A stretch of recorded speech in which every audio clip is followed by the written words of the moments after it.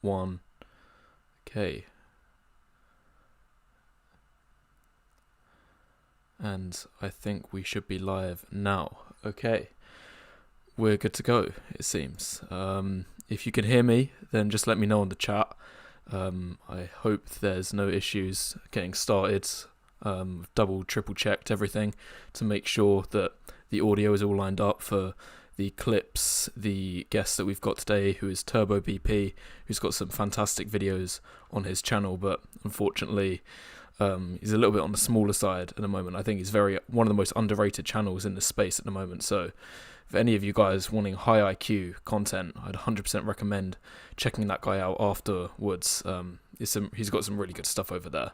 I've binged quite a few of his videos, and that's why I got him on as a guest today, even though he is a smaller channel. So thank you for joining me on the stream, TurboBP. Yeah. Thank you for all of that. So you just want to jump right in? Yeah, we'll go straight into it. So the first topic that I just wanted to talk about, I was actually thinking about this today, and I think it would be a good icebreaker to kick off the stream. And it's just about how I have experienced the BP, how it's had an impact on my life. And I think a lot of people kind of go through these stages. I'll see if anyone relates to this. I'll be reading the comments. I'll be trying my best to take a look at the comments to see if anyone else has been through these stages as well. But essentially, I think I've went through 3 stages of how I experienced the BP. So the first one is obliviousness, and I guess this doesn't really even necessarily count as a stage because it's before you even discover the BP and you are blue-pilled on the subject and you have no idea that women care about looks, and you believe in all of the delusions that your friends or parents, teachers and everything like that teaches you. And it's almost surprising of how much of a difference it makes from going from the first stage to the second stage. And that's why in the second stage I reached obsession. And I know that there's a lot of guys out there who find out the BP and they reach the stages too of obsession. And I think part of that reason is because it's such a striking shock to realize that you've been fed lies your entire life, and you've been oblivious for these truths for so long. And once you reach the obsession stage, it's honestly so eye-opening that you can't help but just think about it non-stop. Like it's like you're in disbelief so much because you begin to not even trust yourself. You're like, how was I able to be deceived and duped for this long? So you end up becoming obsessed by it and thinking about it every day, like about how all different aspects of life relate to the BP and how important your looks are. And I was in this stage of obsession for quite a long time, and that's why I started making videos about this subject as well, because I just thought I need to tell the world about this. I need to tell people about this. I was so passionate about it because I thought that there must be a significant number of young men out there who were like me and didn't know how important looks are, not just in dating. Obviously dating is the main thing and women care about looks more than anything. That's like the main selling point of the BP, but it affects your life in so many other ways beyond that. And once you come across the data, and there's just no other way to deny the things that I've been saying on my channel. And the person who first got me into this obsession stage was a guy called Facing LMS, and he's also got some fantastic videos on his channel. And he was the person who properly opened my eyes. And once I reached this stage of obsession, I honestly couldn't believe that I used to believe in the blue pill or RP before that. So I used to watch a lot of content creators. You guys know, I'm not going to name any names, but you guys know who I'm talking about. I used to watch these content creators and be like, oh, it's just about having status, bro, or women want an alpha male. And, they speak in these vague terms, and it's often difficult to wrap your head around. And I would try to think, oh, if I just use this one line, and, because I've watched this cringe video on why this one line, if I say these words in the correct way, then that's going to make a difference. Like, it's honestly so confusing how I even believed that that's what I used to think about. So the obsession stage is extremely significant. And the one last point I wanted to make on this was that I was so obsessed with it that not only I created this channel, but I also, like, I was telling every single person that I encountered when I discovered the BP for the first time. Like, I was, telling all of my friends, I was like, guys, have you known, like, have you seen these Tinder experiments? Have you seen this data? Have you seen all of this stuff to show just how important your looks are? And women, they care about looks. That's by far the most important thing. I was just telling everyone. And even a few months later, I got a girlfriend for the first time, and off of the back, I would mainly argue of discovering the BP and knowing how important looks are and looksmaxing and all of that stuff. And I was just telling her, like, all about it. And it even got to the point where she would be like, wait, you're talking about the BP again. You're talking about looks again. But I didn't care because I was just so obsessed with it. I was so passionate about it. And it was constantly on my mind. And I didn't care on top of that because on the inside, as I was talking about all of these subjects, I was like, this doesn't matter. Because at the end of the day, she's not going to be bothered by the fact I'm only talking about this subject or talking about it way too much. Like, I'm not a social idiot. I knew that I was talking about it to everyone and talking about it a lot. But I didn't care because I knew it wouldn't make a difference anyway. She would still be my girlfriend despite the fact that I was essentially a broken record talking about the same thing all day, every day. That's how, like, far deep in the BP I was. I just knew that, like, looks is what's doing all of the legwork here. So it doesn't matter if I'm self-sabotaging myself in some regard, because I can afford to be selfish that way just because I know that the looks is doing the legwork. And I was in that stage for quite a long time, obsession. And I'm sure most of you guys watching are in this stage now. And that's when you know you're in this stage of obsession when you're watching, like, BP content from loads of different creators. You're constantly thinking about it, and every time you walk out in the world, you're, like, analyzing people, and you're thinking, like, oh, that's a looks matched couple. Oh, no surprise, this guy, he's with some overweight chick. The reason is because he's a low-tier normie and he can't do any better. Like, you're constantly analysing people and deriving all of these conclusions. And most of them are correct, mind you. Like, most of these conclusions are true when you're analysing people in the world. And that's when you know you're in this obsessed stage. But then the final stage is what I would say I'm at now. And I've been in this stage for at least 6 months, if not a year. And that's just acceptance, where you've been thinking about it for so long that you get to the point where you think, you know what, I've just seen it all. I've seen everything now. I don't need to be obsessed with it anymore. Why do I need to keep thinking about it and analysing people and, doing all of this stuff? Because it's pointless. Like, it's all just obvious now. Like, of course, women care about looks. It's all just so obvious to me. So I don't need to waste any more time or energy over analysing and thinking about this stuff, because it's just not necessary anymore. And that's the stage that I'm at now. Like, I still know all of the aspects of the BP, and obviously if I see examples in real life, I'm still thinking, like, oh yeah, that's BP, but it doesn't shock me anymore. It doesn't make me think, wow, that's insane, because I've just seen it all now. As soon as I see a couple that aligns with the BP line of thought, I'm just like, oh, okay, that's exactly what I expected. And I don't react in any way. Because I'm just that far deep in it that nothing surprises me anymore. It's just all in a line with what I already know. So this has been a really beneficial thing for me, because I have been able to open up space in my mind for thinking about other things, and I don't need to obsess over this concept anymore.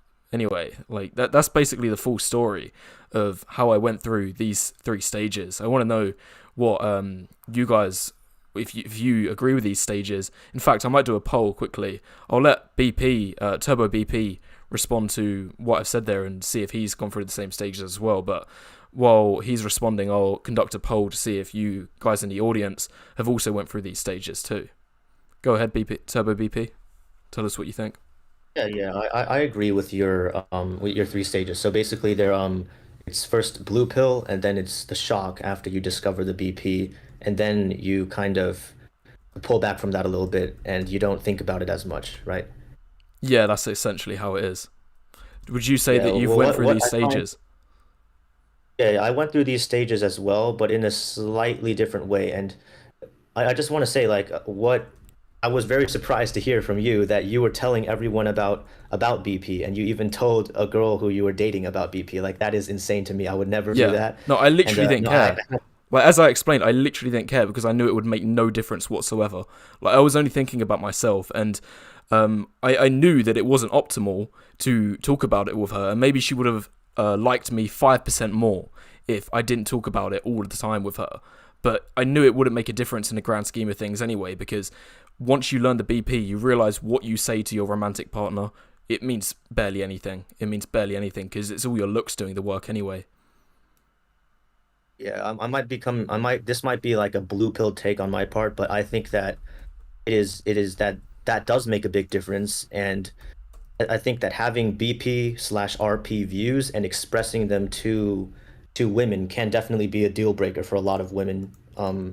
Like especially like Generation Z, you know, like I don't know how it is about older women, but I think like they like accept like right wing political views. Example, for example, like that they're more accepting of that, but it's a lot like less. It makes you very unlikable from my experience if you just say that in your social circle or to women whom you're talking to. You know, like they most women they wouldn't you know, unless you're a Chad or Chad Light, maybe they don't tolerate like a BP or RP guy. Do you think I that's accurate? I understand what you're saying. I think it's true to some degree, but I've seen exceptions to that. I've seen times where it's been true for what you're saying, and I've seen exceptions to that as well. So obviously, some women who are like really sensitive and like despise, people like Andrew. I'm not gonna say his last name. People who despise Andrew. Everyone knows who I'm referring to here. Nazi owner. Yeah, exactly. So for some women out there who like say like, oh, I hate guys who love Andrew. If I ever meet one of these guys, then I'm just not going to talk to him, and it's an instant red flag. If I'm on a first date with him, I'm going to walk out. Like I've come across those women, and it's true. Like if you start trying to make justifications or defending to his point of view, then the women will get upset about it, and there's nothing you can do. I think even a Chad won't be able to get away with it. However, in other situations, like I've seen if a woman is giving me choosing signals, like I know I'm saying an opinion right now where she disagrees with, but because I know that she is interested in me, then I'm able to get away with it. But if it was a guy who she didn't give those choosing signals to, if she didn't find attractive, then she would respond to it in a more aggressive manner. Like the difference in terms of the response is quite eye opening. So I think if a woman likes you and you say an opinion that she disagrees with, then her response will be like, "Oh, okay. Why do you think like that? What's the thought process behind that? Like, tell me more about it." She's very inviting and open, and she comes with an open mind. But if you say an opinion that she disagrees with and she doesn't like you, then now it becomes, oh, you're just a hater, oh, blah, blah, and she starts throwing all of these insults at you, and she doesn't give you the time of day. She doesn't give you a chance to defend yourself. She's just immediately hurling insults at you because you bring no value to her, and she's already got her mind made up. Do you know what I'm trying to say? Yeah, I get what you're trying to say, and going on because you mentioned choosing signals. Like what would you rate yourself out of 10? I'd rate myself a 6 out of 10.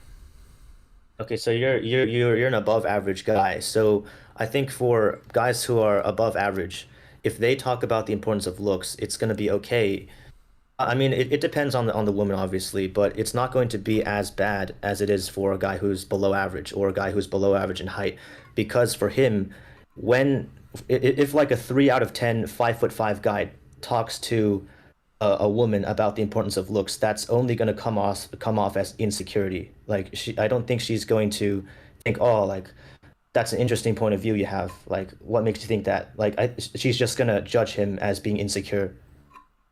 Yeah, yeah, that makes sense. And one thing, another point that I have found like really interesting and eye-opening is that if a woman likes you and gives you choosing signals, then she has no issue telling you the truth about the BP. Like you would be surprised just how many BP a woman spills if she already likes you because she knows that she's not going to offend you.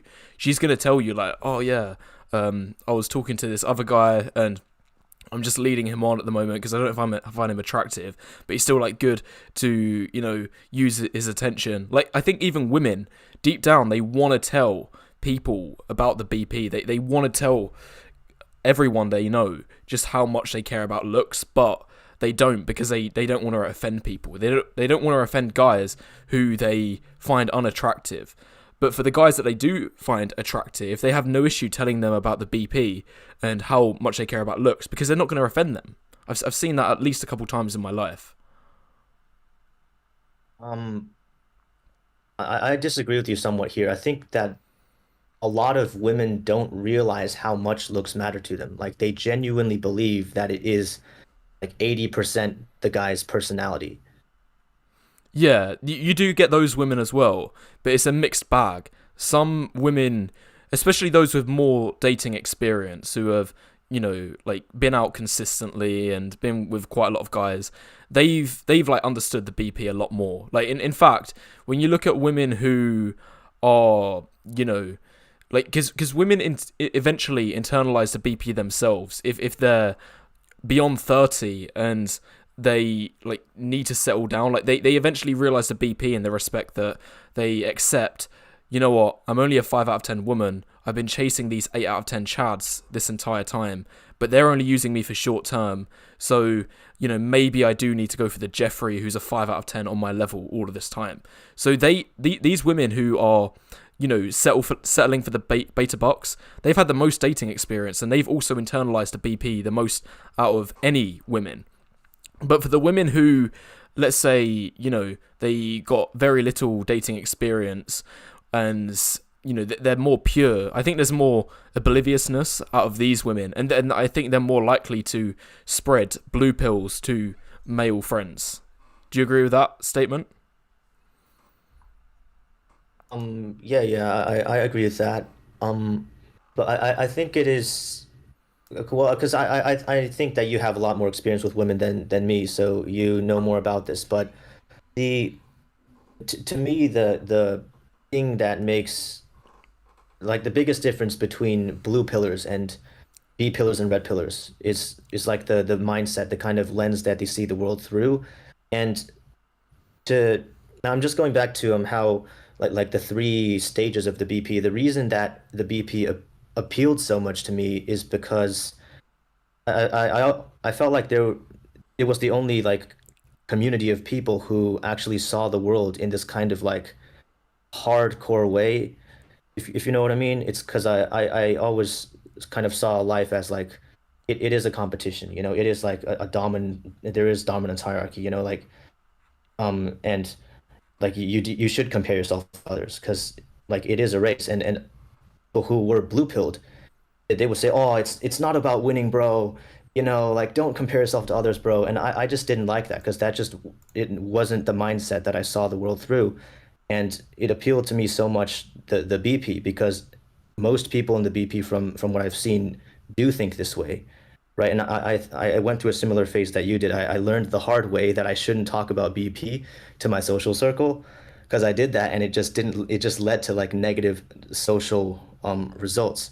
But because of that, I like learned how differently like blue pilled people see things, and I think that how you talked about when women realize like, the women internalize the BP. I think that I don't know, like there's no way I can prove it, but I don't think that most of them are really actively thinking about it in that kind of analytical way. I think most of it is just like unconscious, because to I don't think that the average person is thinking about people being as high value or low value. Just judging just from comments under videos that criticize the BP. people find it so offensive to even classify people as high or low value. They think it's like it is very like disrespectful to even like ascribe like different levels of value to different people. You know what I mean? Like Yeah. I really don't think that women are thinking that way. Yeah, that's true. Like, okay, the difference is, and the way that I think I was able to get away with telling almost everyone I know about the BP and not having any issues was because I would be like diplomatic and I would tell people about the BP without ever mentioning the BP. It reminds me of this video I saw when this guy, it was essentially like a veganism propaganda video, but he didn't mention veganism once. And like a lot of people in the comments were like, oh, this is like really cool. And they've essentially been persuaded to, learn more about veganism without even being mentioned. And that's how I would try to tell people in my life about the BP. So here's a good way for anyone watching who, is wondering what I'm thinking about. So the way I would often do it, I would like ask an innocent seeming question such as like, do you think women and men can be friends? And now that sounds on the surface like a blue pill question. It sounds, innocent, and it's not got these BP connotations. And a lot of people would have been asked that question before themselves, and it would have been a topic that's been on their mind for quite some time as well. So it just, the people still think that you're a normal blue pilled person when you ask them a question like that. But then what's interesting is that the answer to that question, if the answer is no, which it is, the answer is no, men and women can't be friends, especially if they're both attractive enough, then it means that you can BP them without ever actually saying about the BP. And I've done this a couple of times. So there's this video on YouTube where it's like this guy going around asking guys and girls if a man and a woman can be friends, and all of the men are saying BPs indirectly. So they're saying like, no, of course not, like because I'm going to find the woman attractive, I'm going to want to be with her romantically and physically. And then all of the women are giving blue-pilled answers and saying like, oh no, yeah, of course men and women can be friends, it's not a problem, I've got loads of friends. And then I think the interviewer is probably even BP'd himself, because he starts asking the women more pressing questions like, do you have any male friends right now? And then the women are like, yeah, of course I do. And then the next question he asks is, do you think that any of these guy friends you have are secretly interested in you? And then all of the women are like, oh yeah, Jeremy definitely is. Oh, Chris definitely is. Yeah, I know he is. And then he's like debunked what they're talking about, and he's BP'd them without actually saying a single BP terminology. Do you know what I'm trying to say? Yeah, I get what you're trying to say. But that is like it's such a more sanitized version of the BP that I wouldn't even call it that. And I think for it to qualify as BP, you need to like the view needs to be different enough from the mainstream to the point where most people would disagree with it. I think that's the requirement for being Really? able to call something BP or RP. Oh, Yeah, okay. because Go ahead. just saying that looks matter it's not BP because I think most people do acknowledge that looks matter to an extent. Hmm. I understand what you mean, but I think it's a distilled version. I think it's a distilled version because what's the point I was just about? Yeah, the point I was just about to say is that if you ever try to teach people the BP is a similar way of how I describe in my videos, then they're gonna get really, really annoyed and they're gonna be upset by it. And that makes sense because they are gonna be offended by it. The main issue is the colloquialisms. So this isn't just the BP community, but the RP community as well. We have all of these colloquialisms. You guys know what colloquialisms I'm talking about, but people get extremely, extremely offended by these colloquialisms. And if you say these to people, they think that you're, a person who hates certain members of society. I'm not. I'm going to be very diplomatic in the way I'm talking about here, but you guys know what I'm trying to say. So the way that I've always gotten away with discussing the BP to regular people is that I would shut off all of the colloquialisms and the way I would usually describe things to my audience, and I would BP people without them even necessarily knowing about it. Do you know what I'm talking about? Like, you know, if you stick to the basics, like if you try to prove that looks matter, there's a way you can try to prove looks matter without going in depth about like face ratings. Like if you start rating faces and doing all of this stuff, they're going to get upset about it. If you say like, oh, you know, if you was with an 8 out of 10 guy, you might do this, but if you was with a 4 out of 10 guy, you might friend zone him and do all of this stuff. If you start saying that, then women are going to get offended by it, because you know, they hear the face rating stuff and they're like, oh, you're just a superficial person. Why are you rating guys like that? You know, assuming that we all have different values, like we're all equal and stuff like this. You know, if you go down that route, then yeah, fair enough. You're asking to get women be offended by what you're saying. But if you are more tame with it and you find a different way of phrasing, so you are more diplomatic in your approach, then I think I've even known in my own life that I've been able to do it so many times. And the women end up becoming on board with me by the end of the conversation too. Okay, well that does surprise me a bit that the woman would actually be on board. Maybe you just presented it in a very diluted way, because I don't see that happening with me. But just that I think we should move on from this, and I want to ask you about your recent debate with Jasmine Jafar on Playing with Fire. How do you think you performed on that debate?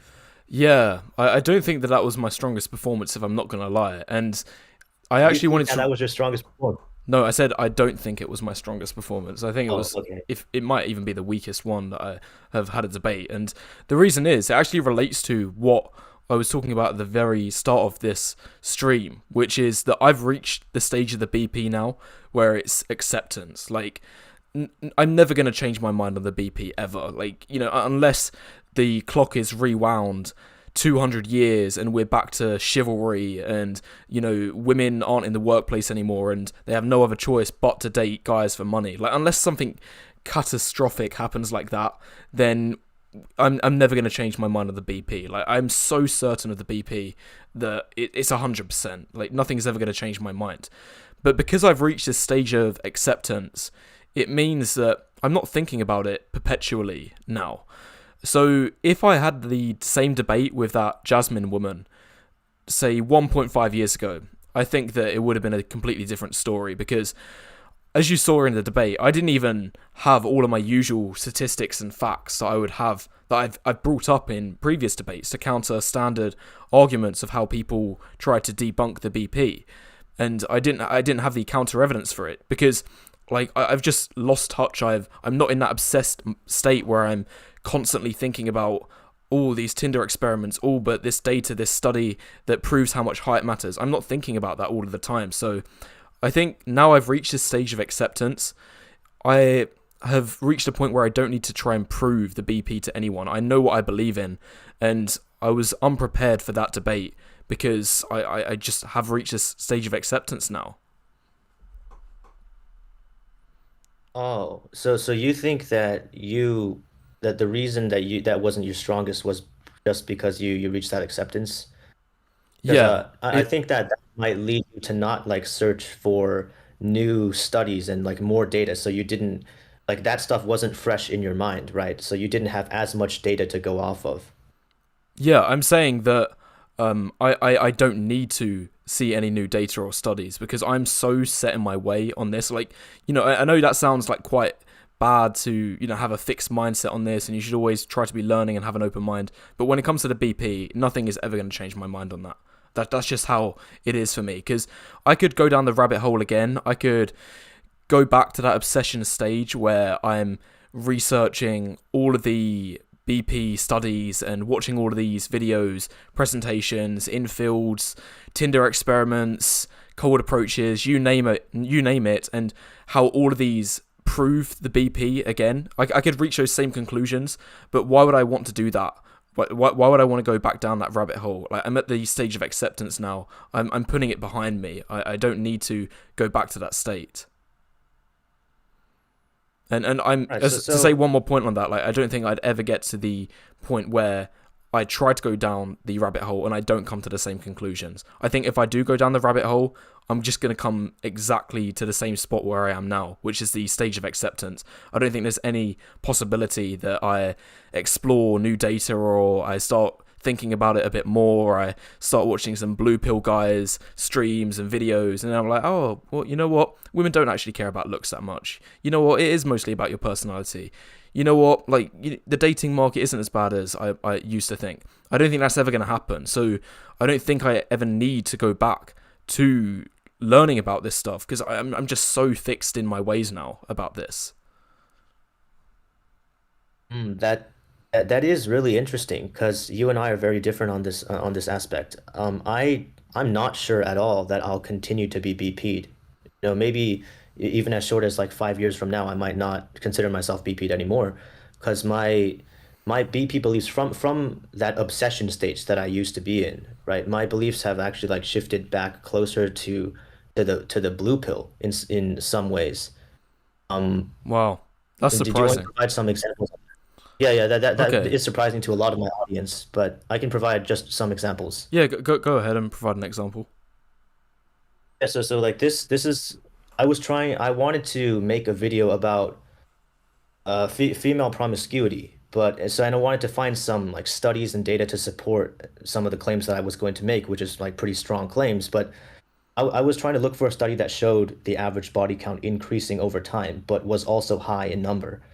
And I only found one study that had a body count averaging between like 10 and 15, you know, but that wasn't over time, right? So I wanted to show it increasing over time, but as much as I looked, I couldn't find a study that confirmed the belief. And like the thing is, I was already confirmation bias maxing by even doing this, and I Okay, still couldn't even find what I needed to support my belief. So then I thought that I caught myself being quite dogmatic in my BP beliefs, right? okay. If I could And just even interject I right couldn't there find it. quickly, because Yeah. that's when I'm talking about I'm fixed in my ways and have my mind made up about the BP and I'm never going to change my mind. That's not one of the aspects, and in fact, I don't think many BP YouTubers actually talk about this point very often. It's mainly the RP side of YouTube who are constantly they women bash. Like, that's most of the videos that they're uploading. They're like, oh, all of these women, they're just going around sleeping around with the top 10% of guys. Like, I'm not saying that stuff on my channel. I'm saying that the top 10% have a monopoly, but I don't necessarily believe that women, like all women, are having short-term fun times with them non-stop. Like, it's going to be, I think the data I've seen on it is that it is a hockey stick curve. So just like there's a top 10% of men who have the highest body counts, there's also a top 10% of women who have the highest body counts. But the difference is that the top 10% of men with the highest body counts, the vast majority of them are good-looking guys who are tall and have higher social IQ and have numbers game max and everything like that. But for the top 10% of women who have the highest body counts, they're not necessarily the highest value. A lot of them are like some average, potentially even below average women, because there's zero barriers to entry for a woman to get a high body count. It doesn't matter if she's a 4 out of 10. If you was born a woman tomorrow, and obviously you waited for the first 18 years of your life to bypass, if you wanted to, by the time it was your 19th birthday, you could easily get a body count of 100, even if you're a 3 out of 10 woman. That's not an exaggeration. Just look at the Tinder experiments of some ugly woman to see how many guys are offering short-term fun times for that. So that is a subtle difference. Like, when I'm talking about there's beliefs of the BP that I'm never ever ever going to change my mind on. It's the importance of looks. It's the key pillars. It's the importance of height, looks, and all things related to that. Like, these side topics, like the one you mentioned about body counts and female promiscuity.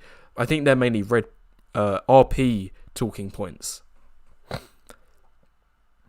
Yeah, I do think the RP and BP are related in like in in terms of like the types of people that believe them, because usually they both of these tend to lean conservative, whereas the blue pill tends to lean more like liberal or progressive. But about that I just want to like address your point about women bashing. Like my channel, I know that you're not saying my channel does this, but my goal isn't to do that at all. I was just going from a perspective of like, hey, this is some of the things that are happening in the dating market today, and I was going to talk about how that affects men, in like a men's issues sort of way. Um, about your yeah. So I do think agree with you that there are probably some things that I'm not going to change my mind about on the black pill. Sorry, I'm sorry. All right, the B pill, the B pill. My bad. But I just want to bring up one more example. Because I was looking for this study that showed how professors gave attractive female students higher grades, right? And that's a study that I've heard cited by some other like BP and RP YouTubers. But at first I found the study like first time a few years ago, and I thought, oh yeah, this just proves how important looks are, right? It even matters in academics, in education. This just proves how important looks are. But when I wanted to make a video citing that study, I looked at that study again, and then I found that the difference in the grades was actually so small. I don't know if you're familiar with like the American GPA system, grade point average, but it was like being attractive as a woman gave you like a plus 0.024 advantage, and being unattractive gave you a minus 0.067 advantage. So I realized that at first I didn't even look at the data, and I was just drawing like these kinds of extreme conclusions, but Okay. the reality didn't support the kinds of conclusions that I was making. Okay, yeah. With that particular example, that's not the kind of thing that I would endorse, and I would be very skeptical about a study like that or any YouTuber claiming that that's the outcome, because it just doesn't sound realistic to me. Like I'm talking when I'm talking about the aspects of the BP that I'm never going to change my mind on, it's all of the common sense BP undeniable facts where if you was to do a like formal study on it, like because obviously a Tinder experiment isn't a formal study, but if you was going to do a formal study on the importance of looks on Tinder, and you had some Chad who was jacked and had great photos and had 6'5" in his bio, versus some guy who was a sub 5 and horrendous photos, or even just an average guy, because the average guy gets no matches on dating apps, then if there was a formal study about that, then the correlation factor would be 0.99999, like the maximum that the correlation factor can go.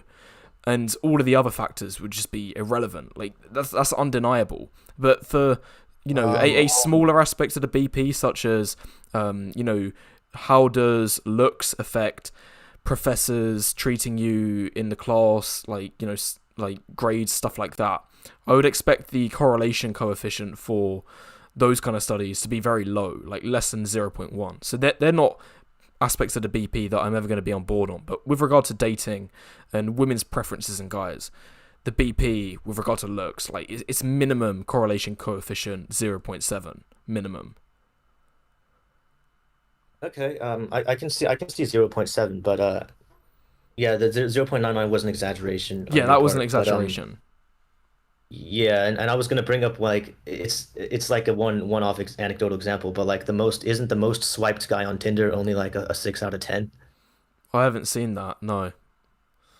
No, because I think on Tinder like the quality of your photos matters a lot, and of course looks and height matter too, but things like photos actually make a big difference, and I've seen that from watching channels like PWF.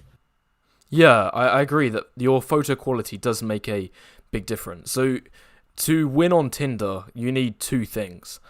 And the first is decent enough facial attractiveness. If you're anything who's a 5 or below, then you might as well write off ever having a good chance. Even if you get good photos, your results are going to be pretty lackluster. It's not to say that you won't be able to get occasional dates if you optimize everything, but it's going to be like once a month, which is pretty appalling. It would be a higher EV decision to looks max to a 6 first and then try to optimize everything else, such as getting the high quality photos, such as spamming messages and optimizing texting, rather than trying to optimize Tinder as a 5 out of 10. And the second thing you need is the optimal photos. So to boil it down to the bare bones, you need two things. You need to be at least a 6 out of 10, and you need to have good photos. However, if you're an 8 out of 10, you no longer need to have good photos, and just having some shirtless mirror selfies at the gym with some good lighting can be enough to still get decent results. Yeah, I agree with that completely. Um, I do want to ask you, like, I think you have more experience on Tinder than I have. So, do you think it's that guys are being, like honest when they say that they have no matches? Okay, the only experience on Tinder I have, well, at least recently, was the Tinder experiment I did several months back. But being on Tinder for a week, that's all the information you really need to know how the game works. And, you're going to get a massive amount of data just from being on it a week, and you can figure out how attractive you are. But to answer your question about how... Remind me of the question. So it's the guys who say that they get zero Yeah. matches. Yeah, okay. I do. So It's in the comments. I see guys who are average, who say that they're like average looking, average height, and they claim to have zero matches. And I just think, like, doesn't the Tinder algorithm make it easy for you in like the first 24 hours? It's it like does. I find it hard to believe that they would actually get zero. It's It not must be like a zero. location. It's not zero, but it's very, very low. So I think how many years ago was this now? I think it was either 2.5 or 2.5 to 3 years ago was the last time that I was on Tinder as an average guy with mediocre photos. And I think I got like about 10, less than 10 matches on the first day when it was a fresh new algorithm. And then there was like days after that where I'd literally get zero. And then I'd get like the odd match, or I'd get liked by a woman who was extremely unattractive, or there would be, if it was like some decently attractive woman, then it would be a bot, or there'd be some like OF seller. I think I experienced that a couple of times. It's, if it's too good to be true, then it is. So it is an exaggeration to say that when average guys talk about getting no matches, but what I more think that they're trying to say is that there's no legitimate matches who would actually be potential. So they are getting matches with 3 out of 10 women that are 2-3 points below their level. However, they don't count, and they're also getting matches with bots and women that are trying to sell their OF and farming Instagram followers. That's another big one. Women that try to farm Instagram followers. But they don't count as well. So, it's not zero matches, but if you get rid of all of the fluff, it is zero matches. Yeah, I don't. I see what you mean, but I don't agree with counting unattractive, like women whom you aren't attracted to, as like not counting as matches, because the only way you can match with them is if you swipe on them. So like, what are you doing, bro? If you don't count. No, Now, here's what I have to say about that is what a lot of people say that like the number of matches you get on Tinder is like proportional to your SMV basically, but I think that you do need to take into account your own standards on Tinder, because a guy who swipes right on 90% of women on Tinder is going to get more matches than a guy who only swipes right on 20%. no, And that's you not can't true. just That's not you're, true, because if you swipe right on 90% of women, then the algorithm will punish you because you're swiping right on essentially every single woman. And I would change the phrase that you said about your matches being proportionate to your SMV. It's yeah, the not. Richter It's scale, not. it's not proportionate. It's like aren't you going to make a point about the Richter scale? I'm not saying it's like linear. I'm just It's saying not even about it like the like Richter scale. In fact, I'll just do like a quick rough draft on this PowerPoint. Like, this is the way it is. It's not even a Richter scale. The latter half of it is a Richter scale, but for the first like 6 points of SMV, it's like nothing. So if you're like a 5 out of 10 with bad photos on Tinder, then your results are the same as a guy who's a 3 out of 10 in SMV. So like, this is a 3 out of 10 guy, and then his results aren't going to be any different. I'm showing Are you sharing these. this? I'm showing the Yeah, I screen can't. on the stream, so the only way that you'll be able to access it is if you go on the stream on YouTube.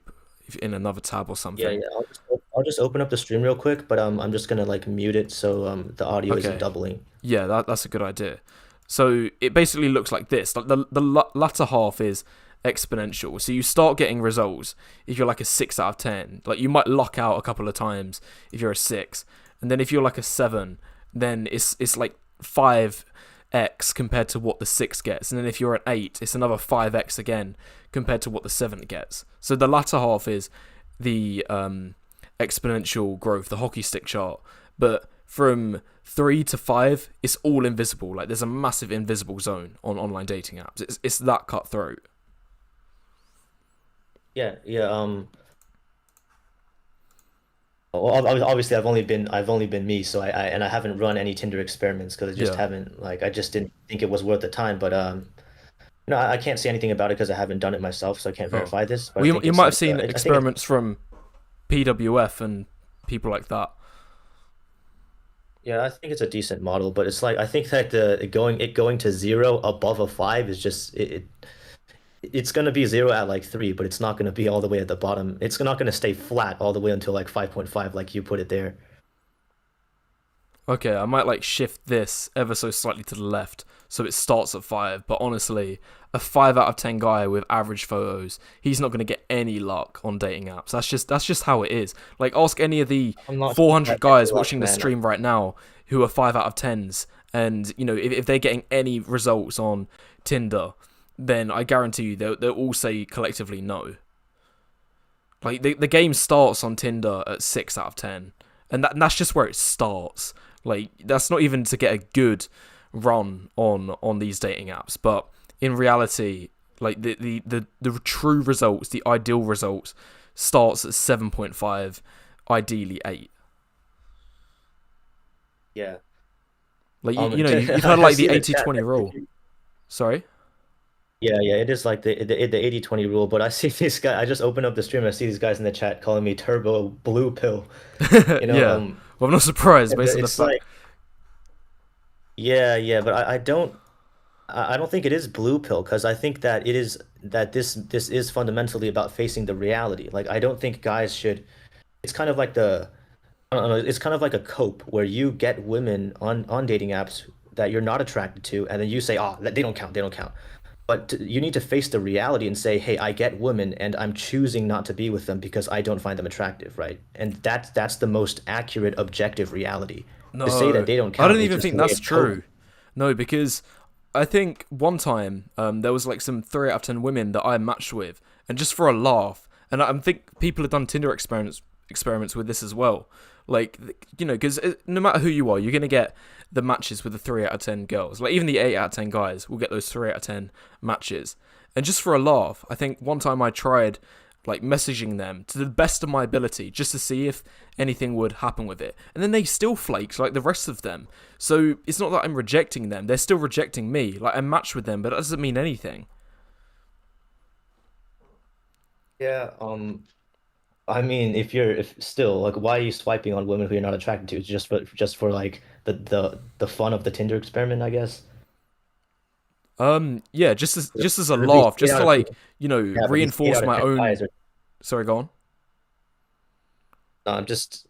Okay, And I what mean, else? of course, people do that, but I don't know if they're like 8 out of 10 guys who are using Tinder seriously, who are still swiping on the threes just to validate their ego and go like, oh, one more match, bro. It's like if you don't find them attractive, don't swipe on them. If you're an eight, you can afford to make that kind of dis discrimination, you know? Yeah, people aren't doing that, but what I'm saying is, have you seen the Tinder experiments where they have some 3 out of 10 women and see how many matches they get? And there's like 5 out of 10, 6 out of 10 guys who are legitimately messaging the woman. And it's not just like bare minimum messaging, like, immediately like come over, implying that they know that the woman is significantly beneath the guy's level. Like they're taking it seriously, which says to me that they've tried messaging other 3 out of 10 women before and they're still getting no results.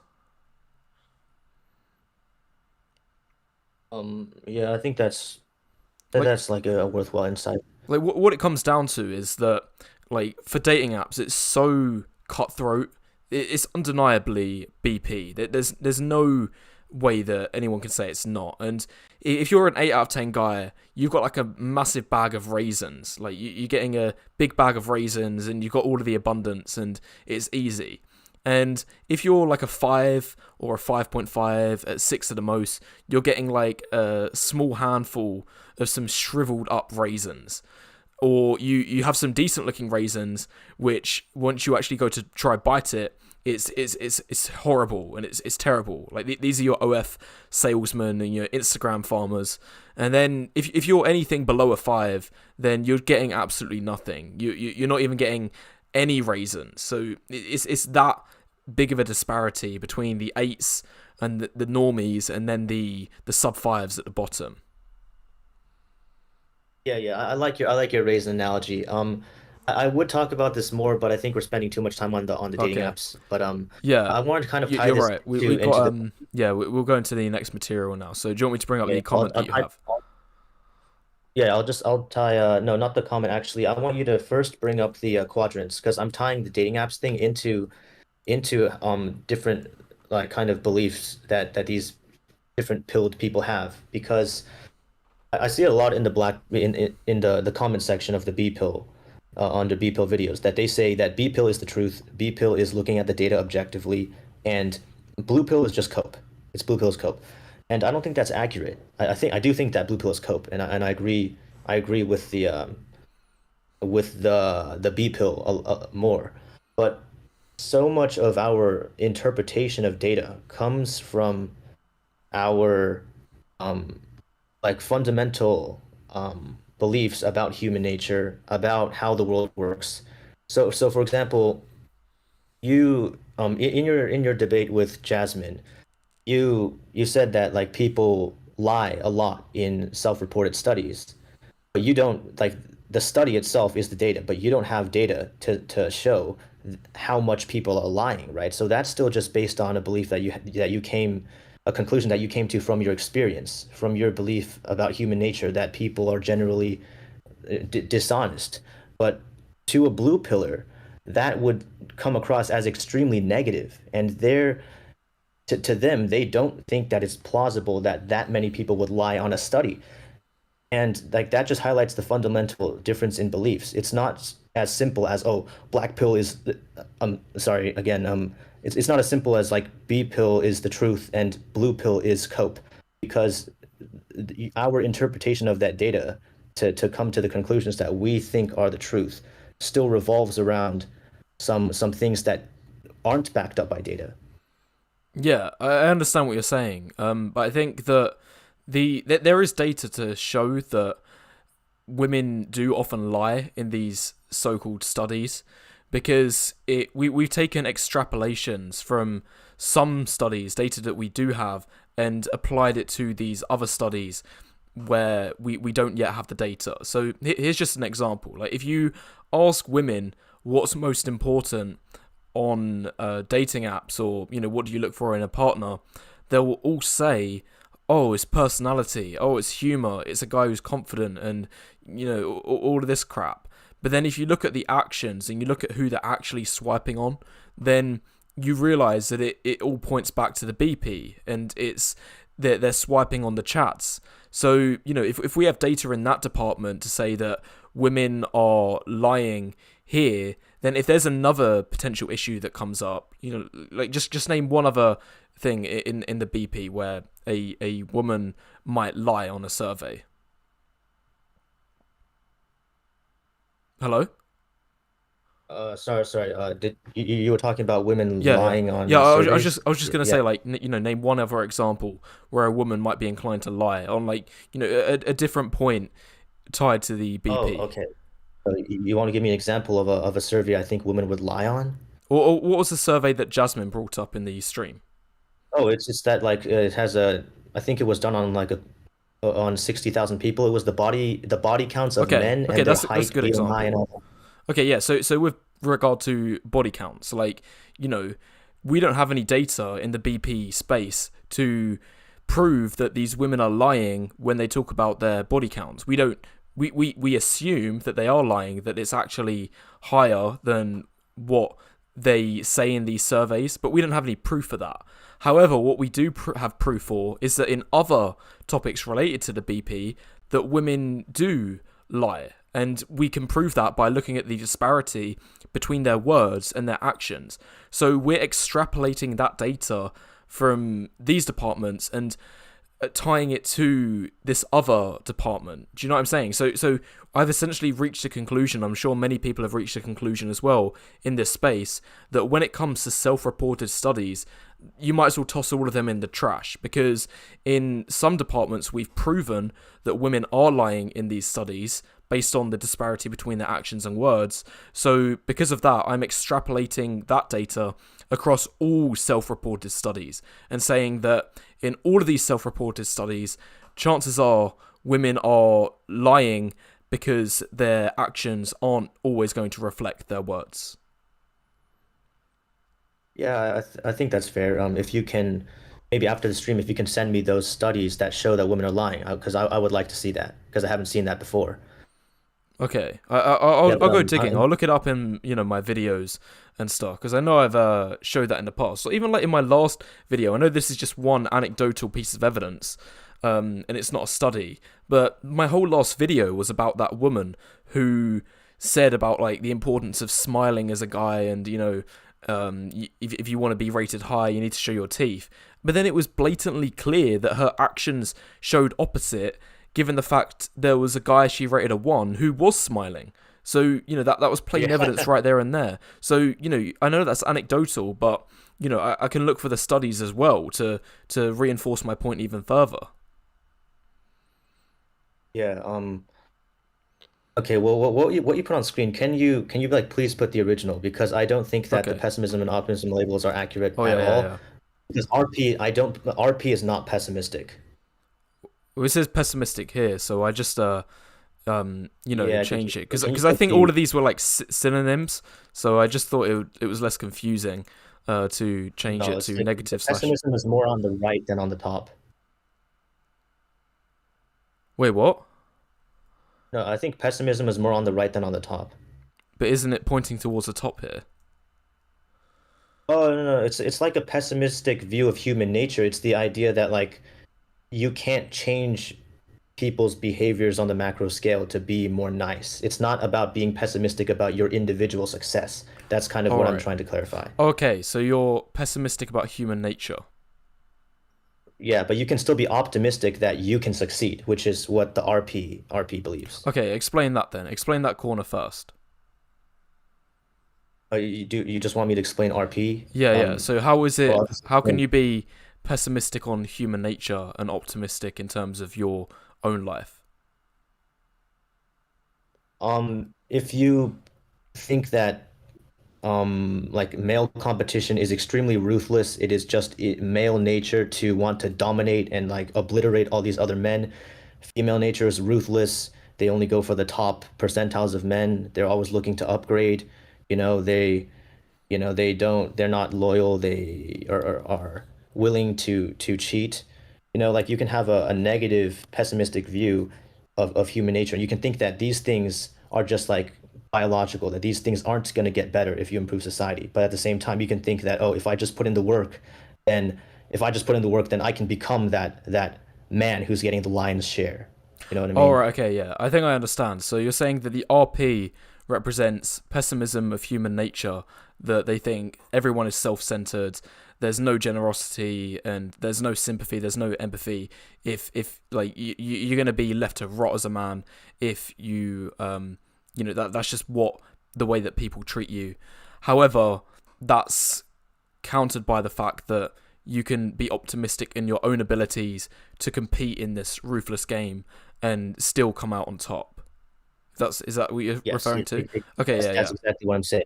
Okay, and now as for BP, how does that um you know juxtapose that? So it's basically the same. Like there's not much generosity. There's not much, sympathy out there. People are ruthless. The game is ruthless, but you believe that you're very limited by the cards that you're dealt. That you don't All have right. much control over where you end up. Okay, So yeah. so so like some of I these see that. things out Yeah. here. I'm not saying that every black pill, every B pillar believes every example that I'm listing in these quadrants. I'm saying these are like the most like extreme like epitome of BP. So I'm not saying that every BP guy believes that there's no free will, for example. Yeah, yeah, I understand that. So, moving on to the next quadrants, the one at the bottom, how are they optimistic about human nature? Yeah, so they believe that people are generally good and honest and true love exists. You know, you can that people are that women are generally loyal. They're not going to screw you over, you know, things like that. So the Okay. classic blue pill is like the optimistic, non-cynical view of human nature with an internal locus of control. So you still believe that you have the control and you can still come out on top. Whereas the dim blue No, pill but is how more would they like the do that? BP. How would a blue pill guy be able to take matters into his own hands and take advantage of this generous dating market?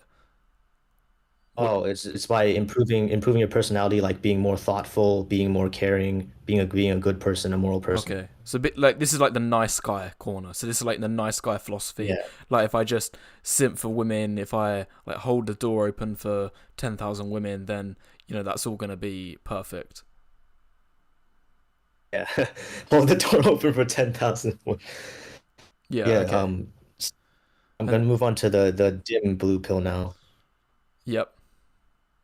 Yeah, so that's basically with the blue pill, the positivity about human nature, but you think that you're still limited by the factors outside of your control. So you're gonna think, okay, well, it is like this one's kind of complicated because you think that human nature is good, but the way that humans behave in practice is bad because and it limits people, right? So things like discrimination, it hinders people's success, and that's going to make it a lot harder for you to achieve success. But since you have the positive view of human nature, you think that if you just improve society, like all of these things are social, so you can get rid of everything that's holding people back.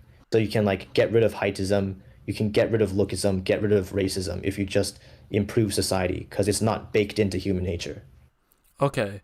What I thought you was gonna say for this quadrant was something different. I thought that you was gonna say that like if you are able to find the relationship of your dreams, then everything will be perfect.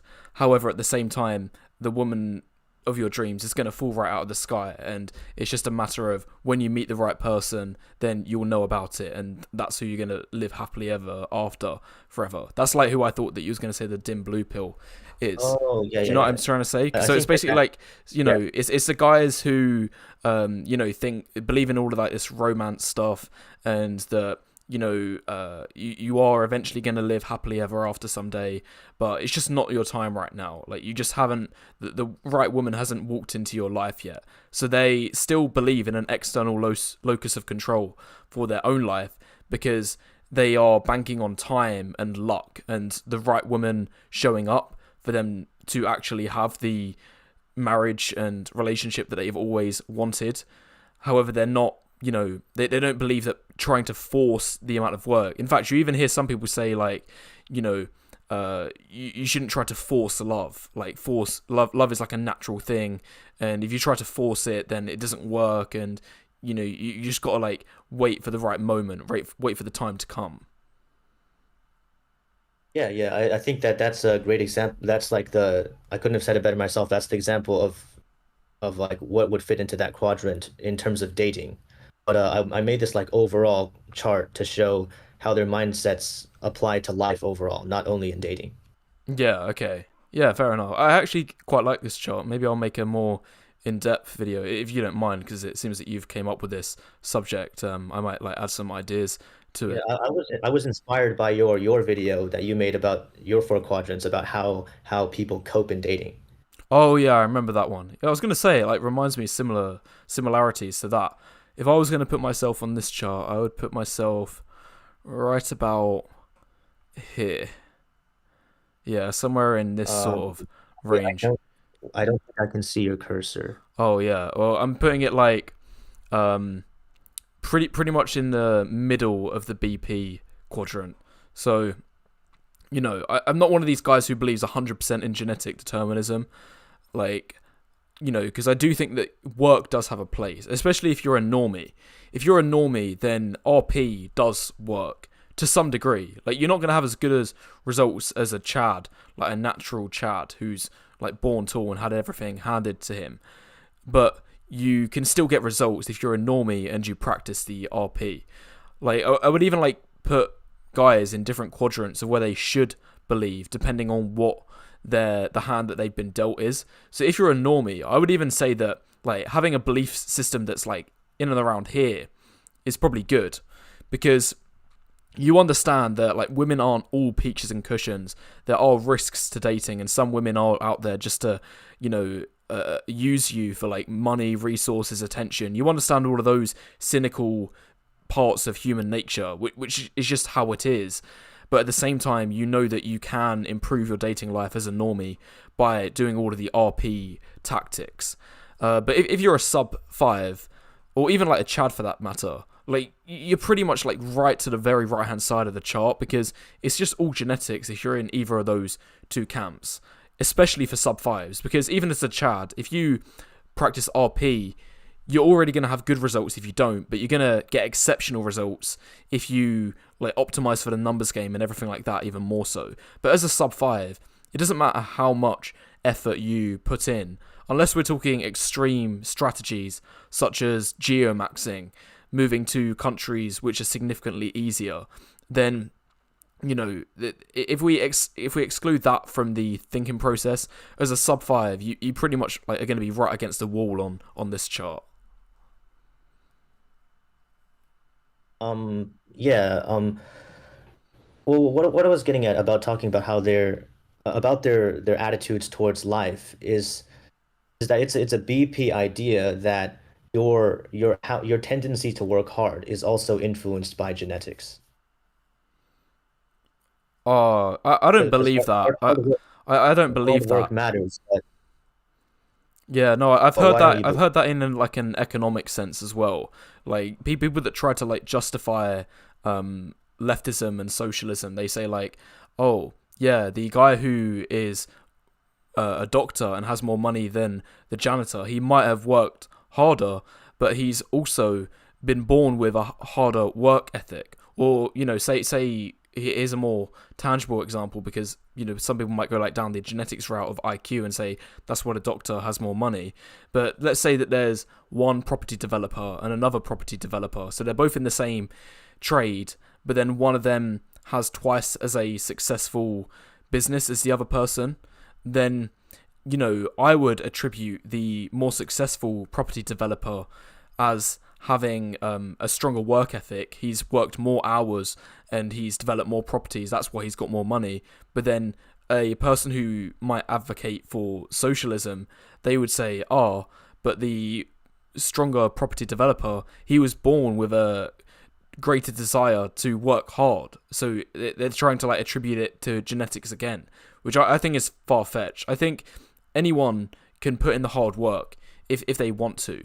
And tying this back to dating, for some guys, putting in hard work can be completely fruitless. If you're a sub 5, it doesn't matter.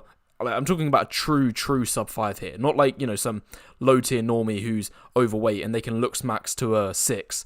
I'm talking about a guy who's like a legitimate 3, like in the face, and he's 5'5". For that person, all of his hard work, he can do it, but it's going to be fruitless at the end of the day, because it's not going to make a difference to his dating life. Do you know what I'm trying to say? Yeah, I know what you're trying to say. I don't think that everyone has the same like natural predisposition to hard work, and I think there are also genetic factors that, for example, influence like your physique. Because and I know that there are a lot of people out there who are obese, and it's like really hard for them to lose weight. And for me, like I've always been like some not lean, but like I've never been fat my entire life, and it's not because I work harder. It's not because I have more discipline. I don't work harder than them. Like I can eat like fast food, eat complete like junk, and I'm still not gonna get fat. Like it's easy for me. I know it's not because of my hard work. Yeah, but that just means that they need to put in more work. Because I've always said this, like, I'm not disagreeing with what you're saying. Of course, there are some genetic factors with regard to like body fat percentage. Some people have a higher set point, which means that their body tends to store more weight. And you can look up like Polynesians of why they have some of the highest obesity rates in the world, because their genetics lends itself to that. Because the way that they would gather food historically, they would have to go for significant periods of time without food. So their body stored high amounts of fat in times where food was scarce in order to compensate for the times where... No, sorry, the opposite way around. So their body would store high amounts of fat when food was abundant in order to compensate for when food would eventually be scarce. So there are genetic factors there. Additionally, there are more genetic factors with regard to work ethic. So for some people, they don't even need to think about eating correctly and exercise. It's just they have a higher set motivation point. And other people, they are more emotional, and if they are upset about something, then they will try to eat to bury their desires. So they're going to need to fight more to compensate for that genetic disadvantage they have in their brain. But the point is that I'm trying to make is that it just means that they're going to have to fight harder, and they're going to need to put in more work. Because the truth is, 200 years ago, there weren't any obese people, unless we're looking at like the top 5% of society. And that's because the bottom 95% of plebs, the poor people, they literally had no option to be fat if they wanted to. They were forced to be in okay shape, not necessarily good shape, because a lot of them were malnourished due to lack of nutrition and getting the full spectrum of, nutrients and minerals in their body. But they were guaranteed to not be fat out of force. Do you know what I'm saying? Yeah, I see that exactly. Yeah, like anyone can So become in shape. And anyone can become in shape if they put in the work. I agree that anyone can become in shape. I think that you're right that they do need to work harder. And all I'm saying is that the BP part of it is exactly that they will have to work a lot harder. And because of that, some of the people who need to work a lot harder aren't going to make it because it's too hard for them. Yeah, well, like everyone should try. What I always end up Everyone's saying, yeah, well, just to say one more thing about the body fat percentage thing, is that what I've always said is, like, any guy or any woman who's currently overweight, if you put my mind into their body, I could get them in shape in 6 months. Or if they're, like, extremely obese, like 40% body fat, 50%, then it might take longer. But within whatever amount of time it is, I guarantee you I'd be able to get them in shape, as long as they're not, like, already in a hospital bed because they're, that like, terrible. Right. So on the point of like you putting your mind into their body, and that you have a mental advantage because well, I'm not sure if this is accurate. You can like tell me more detail, but I don't think that discovering the BP has ever made you feel negative or depressed or unmotivated. No, Like, it never did. No, that's like one thing I should have mentioned at the very beginning, or based on the stages of the BP that I've went through. At no point did I ever like become depressed or become bitter or upset. Like, I just accepted that this is the truth of how it is, and I was actually happy that my eyes had been opened for the first time. And I was like, do you know what? I'm so glad that I've learned this information now, rather than wasting any more time. Because the mindset that I had, I knew that I wasn't going to waste any more time or face any more pointless rejections, getting friend zoned a pointless number of times in future. Because now I know, like, how it is. I finally discovered the truth. So that's why I was actually happy when I first discovered the BP, just because I was optimistic about the future. I'm not going to waste any more time or have an inefficient life believing in the blue pill, because otherwise, if I didn't do that, the alternative outcome would have been I would have stayed in my blue pill self, and then for potentially another decade of my life, I would have wasted time chasing the wrong women, or getting rejected for pointless reasons, which I didn't need to if I had already understood the BP and realized that it wasn't that's just how it is. Or even like on Tinder, if you're a guy and you understand the BP, I think it is a far less depressing experience, because you think to yourself, if you understand the BP, you know what, this is exactly what I expected, because I know just how high women's standards are. The BP taught me this, so I'm not surprised in the slightest that I'm getting no matches as an average guy on these dating apps, because I know that women's standards are higher. But if you're a blue pill guy and you're all optimistic about your value and you're going to find the love of your life. If you go on Tinder and you get no matches and match with bots, then that's going to be heartbreaking for you. Like, have you ever heard of that phrase? They say that unhappiness is your expectation, how high your expectation is above your reality. So if you've got super delusional, crazy high expectations, but then it becomes, the reality is underwhelming, you're going to be upset by that. Have you heard of that before? Yeah. Yeah. I see how being BP'd can actually make you like feel better about your dating life. Yeah, like, just to But tie an I example just of what I'm referring to. Sorry, one more thing. So, if you go to New Year's Eve celebrations and you're expecting it to be fantastic and, it's going to be incredible fireworks, blah, blah, blah, blah, blah, but then it was really disappointing, then you're going to, walk away from that experience sad. But if you instead had zero expectations, you're going to be like, oh, this is going to be a complete waste of time. And then you actually end up having a decent time, you're going to be more happy walking away from that. I think it's the same, with when you go onto online dating apps as for the first time with either a blue pill mindset or a BP mindset. In my opinion, going into the dating apps with a BP mindset is definitely the better outcome. Yeah, it's kind of like the argument I heard from some people. They say that pessimism is actually ideal because you'll never be disappointed. I've never heard of that before, but that sounds exactly like the Oh point no, that I just. I just saw it on the internet somewhere. Yeah, well, But it's like that New Year's Eve, your Year's Eve example. And I'm just out of curiosity, you said that after you discovered the BP, your dating life improved dramatically, right? yeah, it did. Well, not like dramatically. That's a bit of an exaggeration. Well, if you're talking relatively, it did. It improved infinitely because I went from zero, literally zero results whatsoever, to getting some results after discovering the BP. And that only happened once I discovered the BP and started watching Face and LMS's videos. But before that, I literally had zero to, show for myself. So to go from zero to some is, a massive achievement. Right, right.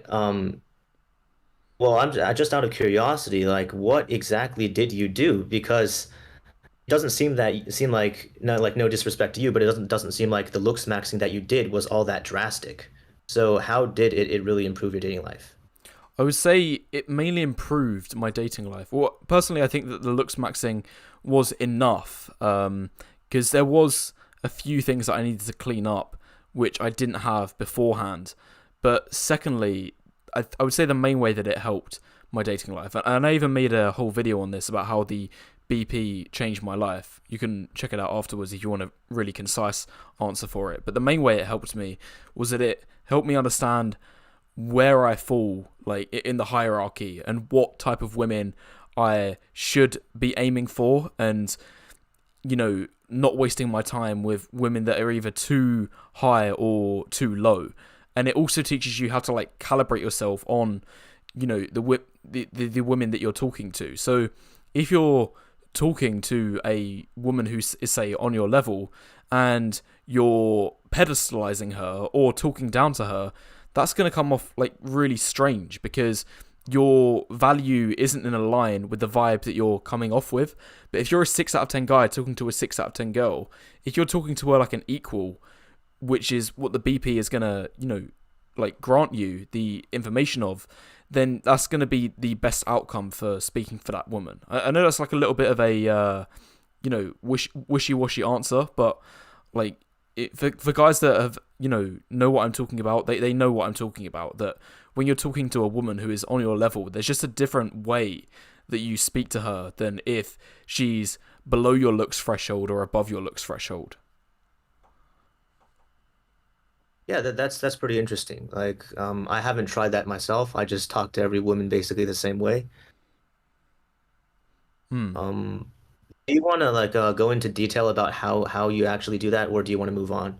No, we can move on to the next point. Okay, yeah, maybe you can tell me about that another Okay. time. Right. So, So what do you want to go on I to want to now? go on to can you put on that comment about the school of thought? Yep, I got that here now. Do you want me to read it out, or do you want to go ahead and read it out? Do we have to read it out? Um, well, I think it'll make sense because it's on the screen. Um, Right, I'll yeah. just read it out quickly. Okay. How about expanding the B pill outside of dating and B pill dumb? Getting BP'd about other things in life, areas such as business, history, education, where we are going as a species. I would love to see the BP become a larger school of thought like the RP. Okay, Yeah, so so so tying this back to the chart, to that chart it's made about the RP, BP, blue pill about life overall. Do you think that it would be a good idea as a for to basically make BP content include things that go beyond just looks, height, and dating? uh I mean it could, but I think that like at least 80% of the BP needs to be committed to dating, specifically dating, because that's like the main thing. Like just how crucial your looks are, your height is as a man, in dating, and how much women care about it. Like like I've thought about these other points. They're talking about like business, like in the workplace, your looks have a somewhat of a factor and all stuff like that. I've thought about all of this stuff, even the education one. How we brought up earlier in the stream, like do professors give higher grades to better looking students? Like, I think that these are side points, but I think they should just be kept as side points. And the trying to prove these things is a lot more difficult, and the correlation coefficients are going to be inevitably lower with regard to these topics rather than the dating and women caring about look stuff, which we all know has an extremely, extremely high correlation coefficient. Yeah. Um, the difference between the way we see it is that I have never thought of the B pill as just being about looks, looks, looks. So when you read this comment, you were talking about, oh, how, for example, studies have shown that better looking people get promoted more, they make more money, and they might get higher grades as well. That's not so much what I was talking about, trying to get to with this comment. All right, I was what is it more referring to about, then? yeah, yeah. Just anything that is genetic or environmental but out of your control. Basically, I Oh, don't okay. narrow down the B pill to just looks. For example, IQ in education, that would be a B pill in my view. All right, okay. I'm on the same page as you now. Yeah, I know what you're talking about, and I've actually seen some content creators bring this up. So, they don't just see BP as through the lens of looks, looks, looks. They also talk about like mental disorders that are genetic related as also being a part of the BP, or as you mentioned, IQ. All of these other genetic factors that go beyond your looks are technically encompassed within the BP. Yeah. Do you ever see yourself making content about these, or are you just going to focus on looks? I'd probably say that I'm just going to focus on looks. Well, I've I asked this considered because I've considered like branching out on some other topics, such as like your voice, because your voice is mostly genetic, and it's not looks related, but it's still a genetic factor that does have a factor on an effect on your dating life. But I think it would.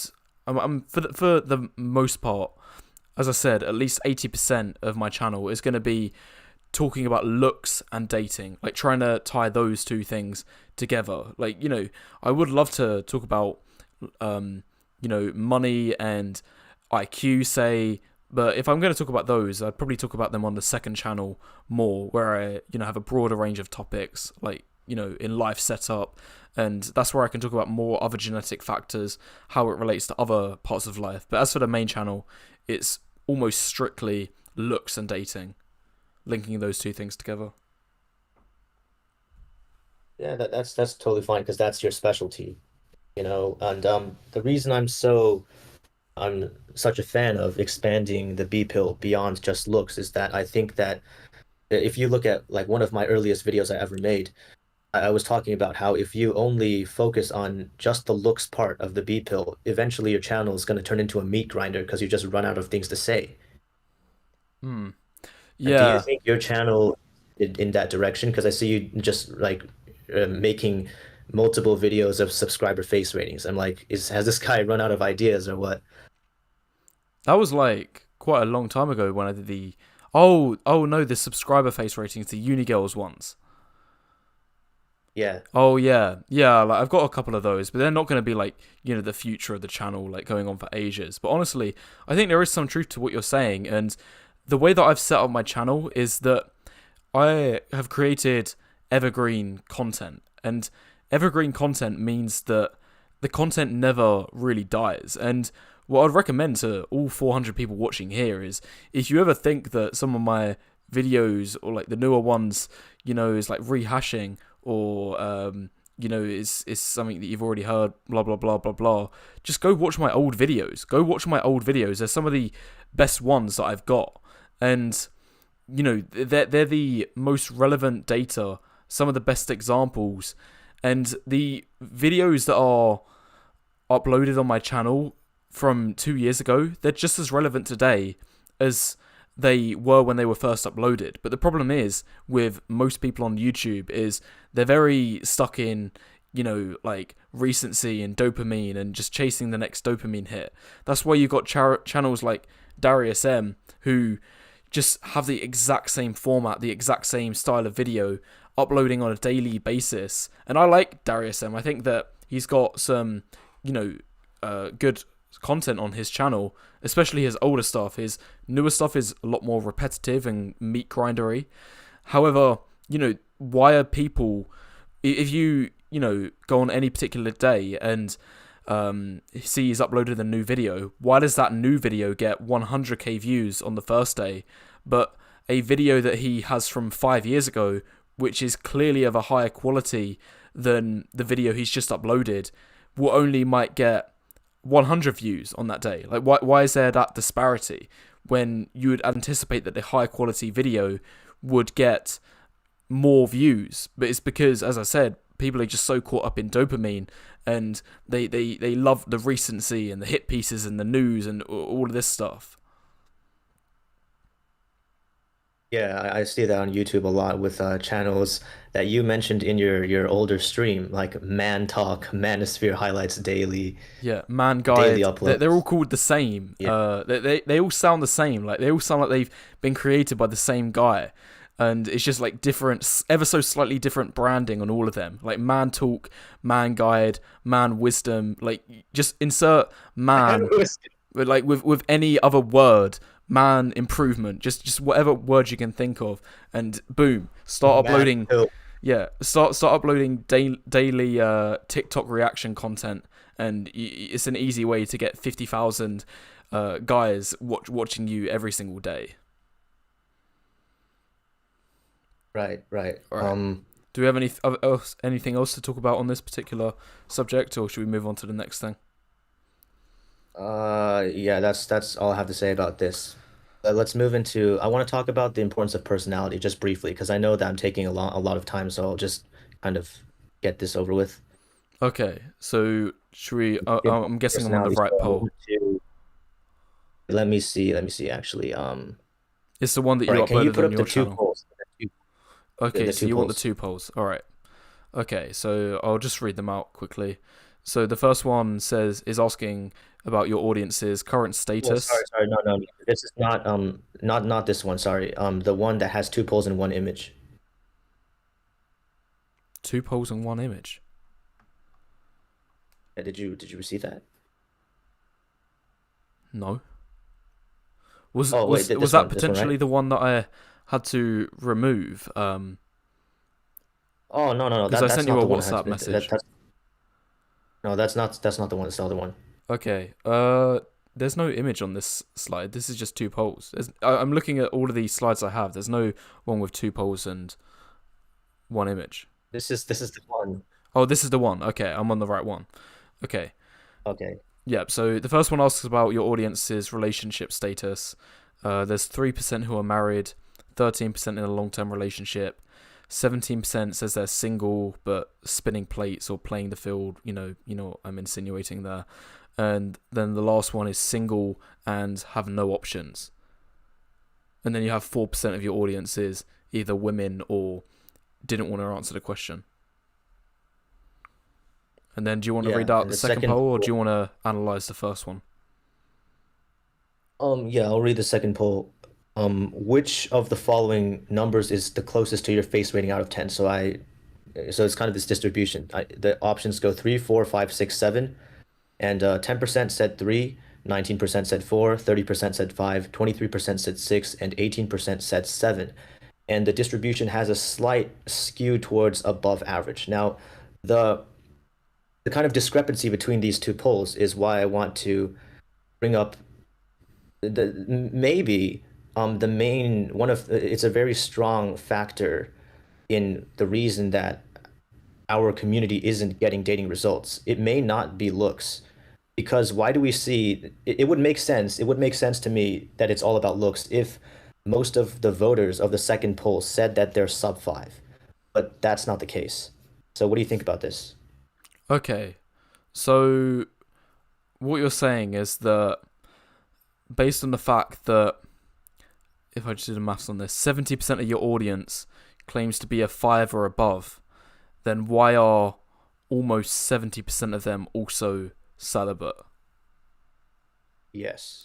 Okay, I would say, okay, well, if we just like break the numbers down from the top, so there are 33%, so one third of your audience who is like having, activity in the dating market at the moment, right? Right. So they're either married, in a relationship, or single and playing the field, and they, like have had intimacy recently. So, I'm adding up the first three percentages from the top poll, which all adds up to 33%. And now if you look at the bottom poll, 18% plus 23% is 41%. And that means if you do the difference between the 33% from the first poll and the 41% from the second poll, and this is assuming that, like, we're working from the top down here, so we'd expect that all of the people that are in the dating market at the moment, have activity in the dating market, are the most attractive guys, which it not necessarily would be. There might be a couple people in the second poll who are 5s or 4s that are in relationships. They'd be rarer, but they would still exist. It's not a perfect 1-to-1. So if we assume that it is a perfect 1-to-1, just for now, then it means that there are 8% of guys who are a 6 or a 7 who are not active in the dating market. Are you following? Yeah, I think I follow Yeah. that okay. Yeah, okay. Yeah. So why are these 8% of guys in the second poll who are a 6? Well, 8% of 23%. So it would be like, a third of guys who are a 6. Why are they not in any one of the three top options from the first poll? I would say it's probably because of a lack of effort. And I would also say that there's some guys who have overrated their attractiveness in the second poll. So they think that they're a 6, but they're actually a 5, and that's not why they're not getting any results. So if you instead asked on the poll, on the second poll, how many matches on Tinder did you get in the last week, or how many dates on Tinder did you get in the last month, it would, let's say that you had the options as either like 5 plus and like 1 to 4 and then 0, then anyone who got 5 plus, I would assume, is at least a 7. Anyone who got 1 to 4, I would assume, is a 6. And then anyone who got 0 is a 5 or below. If you did that poll, I guarantee you there will be a lot less people answering 5 plus or 1 to 4, which I believe is the minimum to qualify as a 6 out of 10. Now, obviously, you would have another option on the poll to say I'm not on Tinder and blah blah blah blah blah. However, I think that the point still stands. If you just think about the people that do answer the active options in that poll, there would be way less guys getting dates on Tinder than the number of guys saying that there are 6 or 7 in this secondary poll. Yeah. Do Do you know what I'm I think saying? that's Yeah, like like an I'm just gonna spell it I, out to the audience because that was like a long-winded explanation. right. It But was I'll kind spell of it hard to out. follow, to be Yeah, fair. I'll spell it out. If you are watching the stream and you're one of these 23% of guys who thinks you're at least a six or is a six, if you're on Tinder and you have not gotten a date in the last month, you're not a six. That's it. That's what I'm saying. So if you're believing that you're at least a six, but you've not got a date on Tinder for a month, despite trying, you're not a six. That's the end of the story. You can't say that you're a six if you've not gone on a date in Tinder on the last month. That's just how it is because you're clearly not a six. Oh If no. no, that's what I believe. Like if you put in effort, Yeah, yeah. Well, could go on. if you've put in effort, like I'm not talking about just having Tinder idle on your phone. I'm talking about having decent photos, not, mirror selfies. Like you've put in some effort and you're a 6 out of 10 guy. If you've not gotten a date in the last month, then you're just simply not a six. You're something else. Like, and my proof for that is I I'm know for a fact that if I was on Tinder now, I could not just get one date in the next month. I could land several dates in the next month.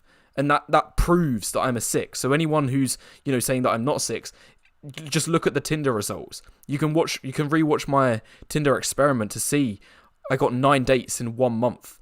So if you're one of these guys thinking you're a 6 or a 7, but you've not gotten a date despite trying your arse off on Tinder and swiping loads and messaging all of these women, if you've not got a date in the last month, then you're just simply not a 6. You don't need to get, you don't need to cry about it, but that's just how it is. You've place yourself in the market. It doesn't matter what your own opinion is.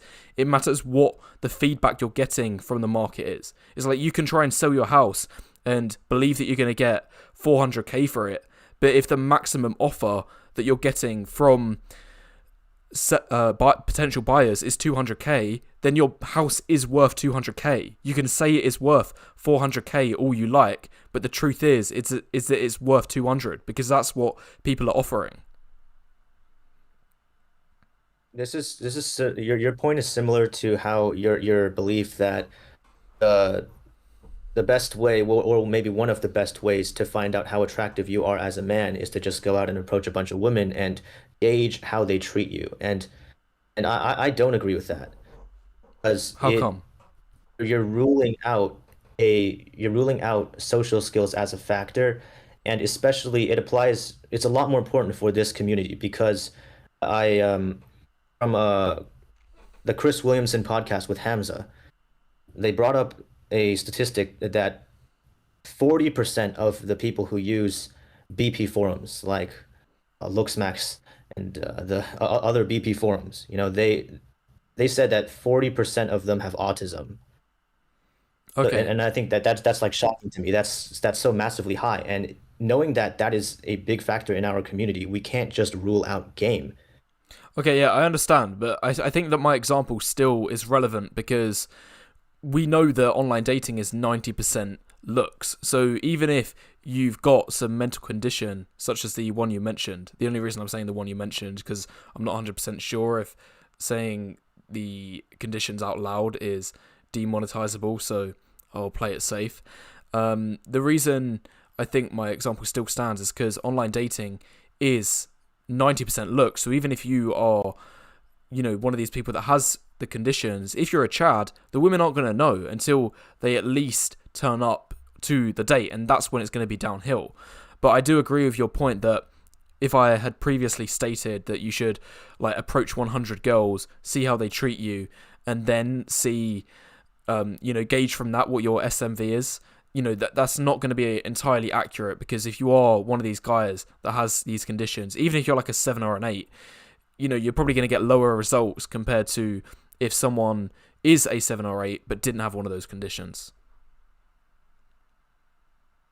Right. Yeah, so I think it's dependent Um, on the approaching environment, basically.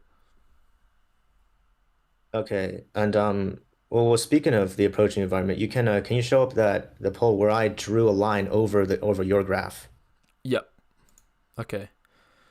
So this was taken from one of my videos where I've showed over the last 100 years how the relevance of blue pill, RP, and BP have changed over time. And I made the argument that since things like Tinder, Instagram, and women entering the workplace and all stuff like this, that looks have become more important. Yes, I agree that looks have become a lot more important. But where I disagree with you is that I think personality has become relatively more important as well, not less important. Really? And That's surprising. yeah, yeah. Well, the reason I believe this, there are quite a few. I'm gonna try to condense this as much as I can.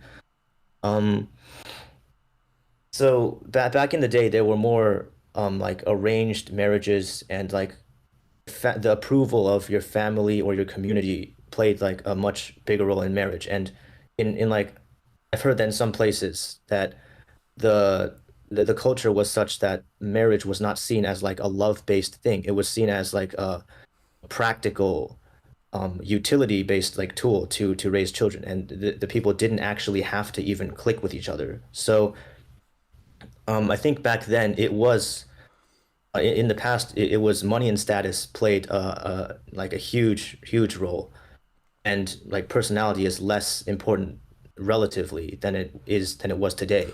And Okay. back then, furthermore, there was also less diversity in society because people weren't immigrating and stuff. So there was less diversity of cultures, less diversity of different values because there was no internet, and people who grew up in the same town, they all had the same like values and everything.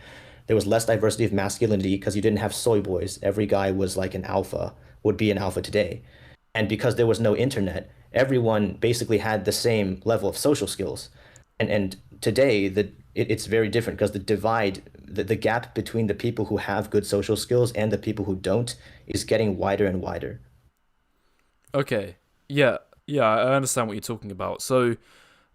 I so to like put more numbers on it, what you're saying is that at the very left-hand side of the chart, back in like the very, very traditional times, arranged marriages, stuff like that, the black and blue line would essentially be at 0, and then the red line would more or less be at 100, and if you include status in that as well. Right? It wouldn't essentially be at 100. I think that it would be maybe at like 70, 60. Okay, yeah. But then as for today, how would those numbers look up? Because at the moment, given the new line that you've drawn on, you're over 100%. Yeah, yeah, but I'm just assuming that you can like for illustrative purposes, but you would just basically like move the looks and the money down a little bit, like more so the money, just kind of like just squash the rest down a bit.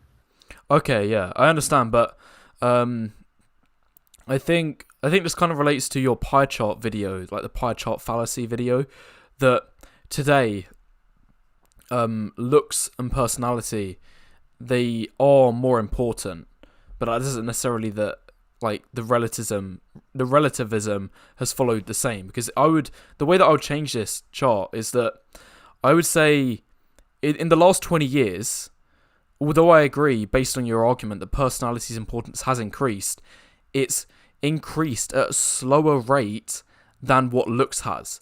So because of that, Yeah, like if we take out the red line of the equation for a second, if we had a chart that was just looks and just personality, both of the lines, but both of the factors can become more relevant in terms of importance in the last 20 years. So women now have high demands for looks and they have high demands for personality. However, on a chart that's relative like this, where you're ranking them from 0 to 100, the blue line can still go down, because if looks is increasing at a faster rate than personality, which it has done in the last 20 years because Tinder and things like that have completely changed the game, then it means that on a relative basis, the importance of personality can appear to go down. However, its overall importance can still be increasing, but you don't necessarily see that. right, yeah, yeah, I get your argument. So the relative can still go down, even though the absolute would still go up. And Yeah, I didn't think of exactly. that when I was making. Yeah, yeah. Yeah, So exactly. I so agree. based on what we've established, it would make sense that personality still has to go down. It has to, because looks has gone up way more than personality has. However, that doesn't mean that personality has gone down as you said, an absolute, but it has relatively. Okay, yeah, I agree with that take. Right. Um, is there anything else that we want to talk about on this Hey, slide, just or? like to like finish up the personality topic, I want you to show your poll about what ended your subscribers' relationships.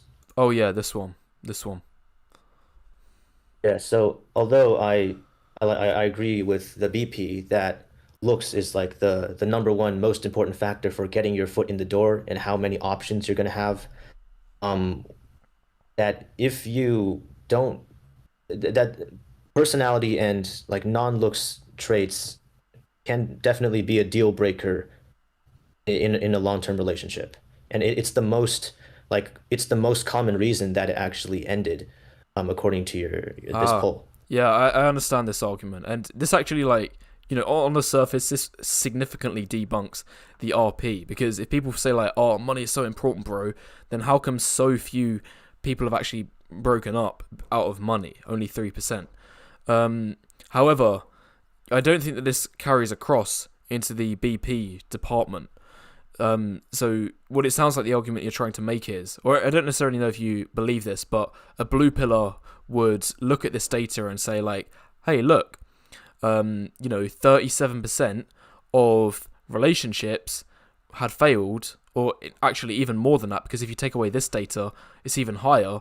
So most relationships fail because of arguments, which we would attribute to personalities, therefore blue pill. And if we assume, like, this wouldn't necessarily be true, but if we assume, like, she cheated is the BP answer, that a woman seeked out a higher mate, a better looking option or something like that, she monkey branched to a Chad. If we assume that this is all a BP answer, it's only 11%. Therefore, a blue pillar would try to make the statement that in a relationship, blue pill is more relevant because more people are splitting up out of a blue pill reason rather than a BP reason, and significantly more than a RP reason. Are you following? Yes. Yes, but the reason I still don't think this argument holds, like, there is some merit to it, and I do want to say that, of course, in a relationship, BP does go up in terms of relevance compared to the initial stage. However, that doesn't mean that the BP is neglected altogether, because the amount of arguments and issues in relationships you wouldn't believe that occur because of a BP reason is so astronomically high. Like, if you look at any relationship where they got a dead bedroom, and you see these like Reddit stories where a woman's like, "Oh, I don't actually find my husband physically attractive anymore," or "I never did. I just married him, because I like it was just like seemed like the right person or the right thing to do." That's probably going to lead to arguments in the relationship or marriage, but it still has its roots grounded in a BP reason. Like, trust me, the amount of arguments and falling outs that happen because of a BP reason, or even like the guy looking at a hotter girl for too long, or the woman flirting with the Chad at the bar and the husband getting upset with it. Like, these are all BP reasons. However, they're not shown in this data. Like, the argument is the end, but it's not shown the start. And the start, I would argue, is more important than the end. Yeah, that is a fair argument. And speaking of BP reasons that result in arguments and falling out, I think that it can occur in another way in how some people in the BP community have such a like desperately strategic method and approach of attracting women that they would be willing to lie about their beliefs and try to put on a mask and act like they have some game that they don't, and then just to up their chances. But being that strategic would be more likely to result in the relationship falling apart like that. So elaborate on that a little bit more. Well, I'm talking about how when guys are really desperate because they're not getting any results and they're willing to like sacrifice their honesty and authenticity so that they don't like show their true selves. And eventually, like in later in the relationship, that like slips out and it makes it unsustainable. Oh, okay. Yeah, yeah. I think I'm following a little bit more. So if we like try to make this little bit more tangible, are you talking about like a higher value guy, like a Chad, who will like lead a woman on, string her along in a situationship, like because the woman's like a 5 out of 10, and he knows that he could eventually do better, but he just hasn't found the 8 out of 10 woman yet, and but for now he keeps that 5 out of 10 woman around, just for some easy fun times. Is that what you're referring to? No, that's not what I'm talking about at all. I'm talking about more like an average guy who, well, he's not a Chad, so his personality can still make a be like the deal breaker there. So he's basically like strategically putting forth, acting as if he is someone that he isn't, or he's like lying about things. Because Oh, right. um Okay. yeah, yeah, because like a lot of this is where the community, our community differs from the blue pill. That a lot of guys in our like comment section have this very like strategic kind of like pragmatic approach. Like, how do I maximize my chances? Whereas the blue pill says just be yourself. But here's the thing, you kind of need to be yourself if you want the relationship to actually be sustainable. Okay, yeah. I think I understand what you're talking about now. So guys who um early in a relationship pretend to like show signs that they are higher value than they actually are. So for example, they say that they like own the Ferrari, but in reality they just rent it, and they say that they own the place that they live, but in reality they just rent it. This is all nice and great in the early stages, and they might be able to get a relationship with a woman. But let's say that they've been together for a couple of years, and she finds out that the guy is actually broke as hell, and he actually went into debt to finance all of this stuff. Then that's gonna, result in the relationship eventually coming to an end. Is that a tangible example to what you've been describing? Yes, but that's kind of that's a bit of an extreme example. Lying that you own a car that you don't have. It's more like um maybe like pretending to be like a party guy when you're actually an introvert or something. I don't know. Hmm. Something more like that. Not as tangible and like obvious as saying I own this mansion. You know. Oh, okay. Yeah, yeah. Fair enough. Yeah, I think there is like an element of truth to what you're saying. I don't think it's like a massively It's kind of significant. like pretending. Go ahead. Oh, go. Yeah, I was gonna Oh say no, like I don't I think was it's like a talking about. massively significant point, but you know, I think there's still like some truth to it. Yeah, I was also referring to pretending to have values that you don't, and you also said that you would do this yourself in on your Honest Waffles channel. You said that on a first date with a woman, if a woman is talking about like feminism and stuff that you don't agree with, you're just kind of going to play along with it because it makes you more agreeable. Oh no, no way I would do that. I don't know where I said that in an Honest Waffles video. I'd love you to Oh send no, the it link to was that in the afterwards. it was in the one it was in the one where you talked about like the dark trick about how to figure out a woman's true body count. Oh right. Oh yeah, but that's different. No, that's not what I said. It's actually very different to the example that you gave.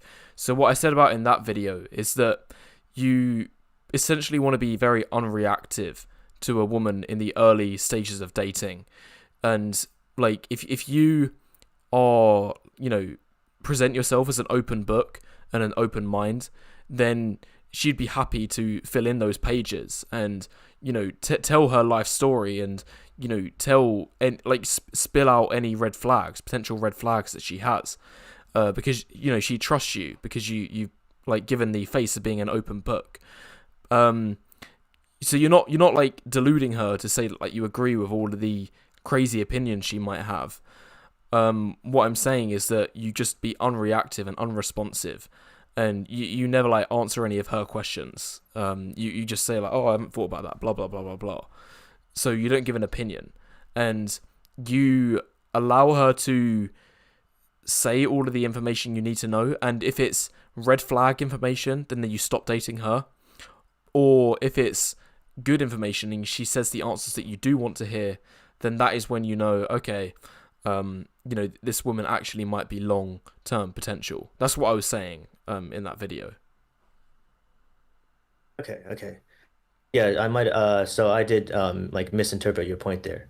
Fair enough. Okay. We all right to move So on I to the understand next it now. point, Um or do you have anything else that yeah, you want to? just Yeah, I do want to move on, but I'm gonna ask you, you don't have to answer this because it's kind of a personal question, but do the women whom you date know how you make a living? Yeah, of course. Well, I'm in a relationship at the moment, and she knows how, um, that I do this, that I do YouTube. Yeah, but it's just that's what shocks me so much because I don't know how. Maybe it's because you're above average in looks. I'm not. I'm sub five, but I don't see how I can meet a woman who would be okay with me kind of like engaging in this kind of content. Like it's this, as everyone knows, like these kinds of beliefs are associated with like a lot of negativity, and that's like a deal breaker to a lot of women. Yeah, yeah, fair enough. I understand. What I've often said is like, well, this is the thing. I think that like my actual content is quite tame and it's not extreme, and a lot of people would, think that the content actually makes a lot of sense. And it is like coming from a perspective of trying to find out reality and help guys.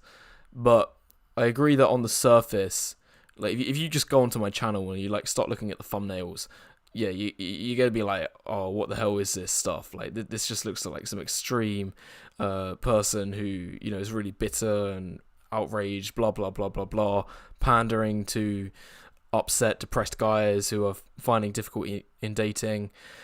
Um, yeah, I think that's the truth. But if I explain to the person I'm talking to that like the thumbnails are just like clickbait and just trying to like get people in, but once you actually sit and watch the video, it does make a lot of sense. Then that's usually like been my out of how I've explained it to some people. Yeah. The thing is though, um, I feel like just in my experience, people aren't even going to give me the time of day for me to explain like that. Because if this is why I never talk about BP in real life, because if I did, I feel like that would just like instantly make me seem like a very weird, like kind of basement dwelly person, and I wouldn't even take that chance. Like if I explained, I wouldn't get the chance to even explain like the nuance. Yeah, some people are like that. Some people are, very close-minded, but I don't want to associate myself with close-minded people like that anyway. Like, if some the filtration is very effective. So if somebody, ends up disagreeing with me and doesn't give me the time of day, then I don't want that person in my life anyway. But if somebody does hear me out and they do have an open mind, then that's the kind of person that I would want to have in my life because they because most people haven't learn about this stuff, and it almost comes back to the thing that I was talking about at the very beginning, that when I first learned about the BP, I didn't get bitter or depressed or upset by it. I just accepted that as the factual truths, and I looked back on all of my previous rejection experiences and stuff through like, oh, they were explained by the BP. Like I don't know why some people get upset and bitter by it. Maybe because they've taken the blue pill to a level of extremity, and they get upset by hearing something that isn't, that the world isn't all roses and daisies and covered in peaches and cushions. If you I don't want those people in my life anyway. Yeah, I see what you mean, and a lot of people say that.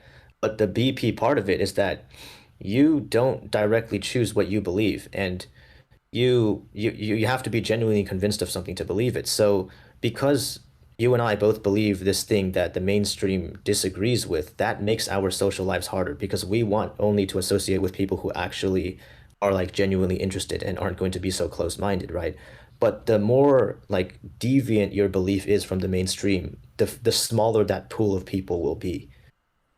Yeah, yeah, And true. that's why I would honestly, I would rather be blue pilled because that would mean that I would be able to be honest with in real life, socially, and with women, and I wouldn't have to worry about people judging me negatively because of my beliefs. Like it's so much easier, it's so much smoother to be blue pilled. Hmm. Well, what I've noticed is that most people are BP'd, but they just won't ever say it out loud. But if they were slapped in the face or confronted with some scenario, which is clear evidence of the BP, then that's when the real truth comes out. So everyone likes to say that they're blue pilled, but in reality they are BP'd. And there's like clear evidence. Like this didn't happen, but I could predict what would happen if someone like this did do this. So I was running this morning, and there was like this really old guy, and then there was like these like group of young attractive girls, and I just thought for a second, if that old guy who was like a clear sub 5 went over to any one of those girls, even if one of the girls was on her own and started trying to hit on her, then the girl was probably gonna be like, "What the hell are you doing? Like, you're like way older than me. You're out of my age range." Or if she doesn't say that to his face, she's 100% gonna tell it to her friends later on that this guy who's not even close to her age range is trying to hit on her. And that's clear evidence of the age pill, which is part of the BP.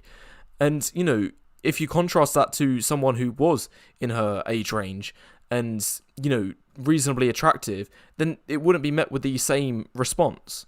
Do you know what I'm talking about? Like, that's clear evidence that people in their actions would be BP, but in their words they would say something different. Yeah, I see your point. Yeah, okay. We all right to move on to the next topic? Yeah, I'm all right. Is now I it want the you to videos now, play is it? this.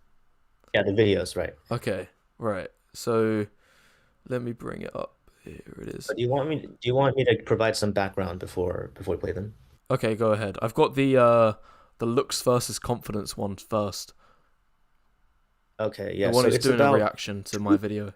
having right. It's about these are examples of one of the really important and a really important mindset difference between RP and BP, because BP people have this truth-centric mindset where it is all about this is true, this is how it is, and you need to believe it no matter like what the outcome would be. And then RP says, hey, the truth actually isn't that important. It's not it's more important that what you believe gets you the outcome that you want, even if it may not be true. So can you play these examples now, please? Okay. Through my resolute beliefs that even when people push on me, I'm still concrete in the idea that I'm a high value individual. That I believe I'm worthy of things. I'm worthy of the girl, more than worthy. I'm actually out of her league. I believe that I am a 12 out of 10. I believe I'm the best possible option for any girl. Hello, the same way that Yeah, I played it. So the guy, I go ahead. couldn't hear it on the stream. Sorry. You couldn't hear it on the stream. You should have been able to hear it on the stream because it's. I couldn't. Oh, right, yeah, my bad. I didn't know that I had it muted. Okay, yeah, got it now. Yeah. It definitely played on the stream So because it's been coming through the same right. audio channel as your microphone has been coming through. So the people were definitely able to hear it. So, just to jig your memory as well and summarize what he said, he's like saying, even if he approaches a girl out of his league, he comes into it with this deluded mindset that he's actually on her level, if not above her. And, he's this like Giga Chad high value guy. Yeah, did you play the part where he said even if that may not be true, you Yes. should still believe Yes, I it if it did. helps you? Yeah. So that's the main point of his argument. What do you think about that as a No, general it's principle? just pure delusion. It's pure delusion. Like, a guy can apply for Apple even though he's not got the credentials or qualifications. It's not going to make a difference. He's not going to get the job. So what's the point? It's just delusion maxing. If it doesn't affect the outcome, then what's the point? You got to have the credentials to back it up. And if you're some 4 out of 10 guy who's short, you can try to approach the 8 out of 10 Stacy thinking like, oh, I'm definitely a Giga Chad on her level. It's not going to make any difference because she's still going to reject you anyway. And the fact that your perception is so far removed from the reality of your actual value, you just come off as some arrogant, delusional guy.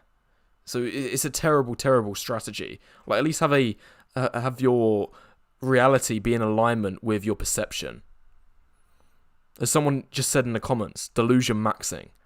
That's exactly how it is. It's just delusion maxing. Well, speaking of delusion, can you play the other two? I'm gonna before I tell you like my thoughts about all this, just play the other two because the second one, the one by Ricky Benang, that he directly addresses delusion and he says delusion can actually go a long way, which I find funny. Okay, so this is the bald guy, the first man Yeah. lookalike. Yeah. Yeah. Okay, Would say that sometimes a little delusion Doesn't can look go a long way in like life. first man at Let's all to take me, the but okay. just don't talk for the next 20 seconds because your mic is like over speaking the guy. So I'm playing the clip right now, so don't talk for the next 20 seconds.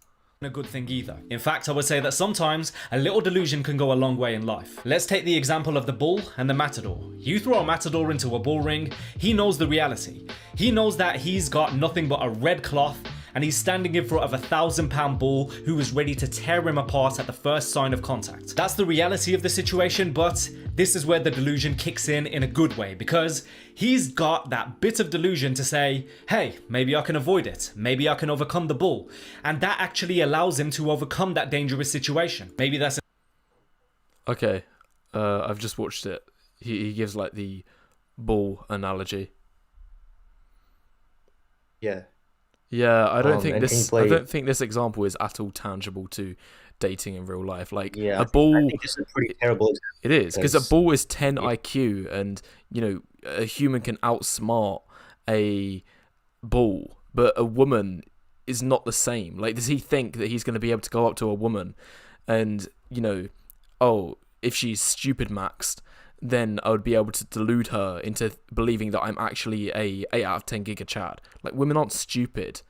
This is a simple debunk of the argument that a woman's going to have the intelligence to know that you actually are some 4 out of 10 guy approaching her, and she's an 8 out of 10 woman, and you don't have any right to approach her because she's way above your level.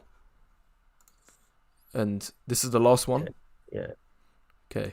Yeah. Realism. I don't think it's a good thing to say to other people. I think people should be optimistic for their future, because you can make a great life for yourself, and I don't want anyone believing that they can't, no matter what their circumstances are. I just don't think it serves you. As I was reading the comments, Was that the right part that you wanted me to play? Yeah, the part where he says that he doesn't believe in realism. Okay, yeah, And he yeah, believes yeah. in He optimism. believes in optimism. Okay, yeah, nice.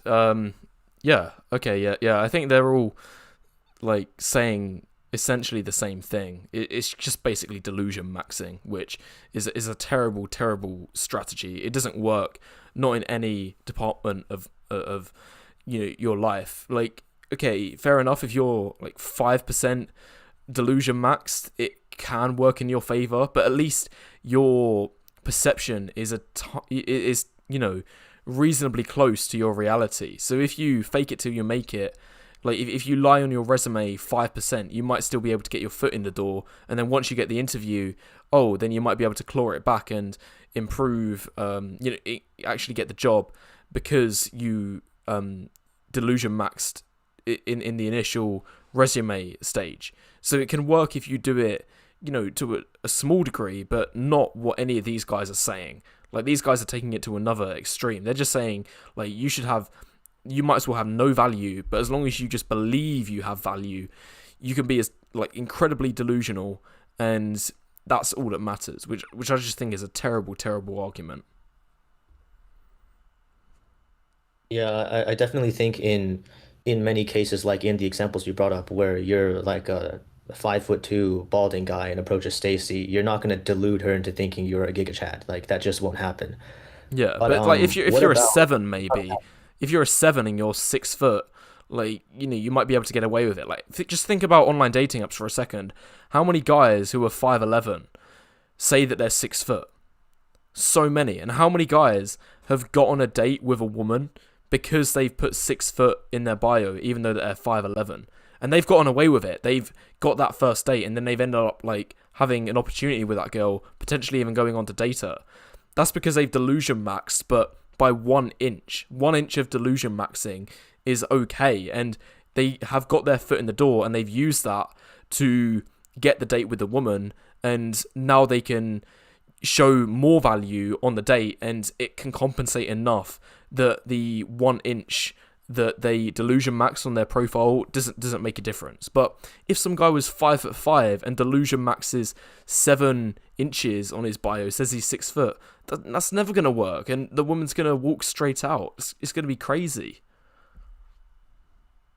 Right, and I definitely agree with that. But by delusion maxing, I'm not referring to lying, but it's about the belief of what you can achieve.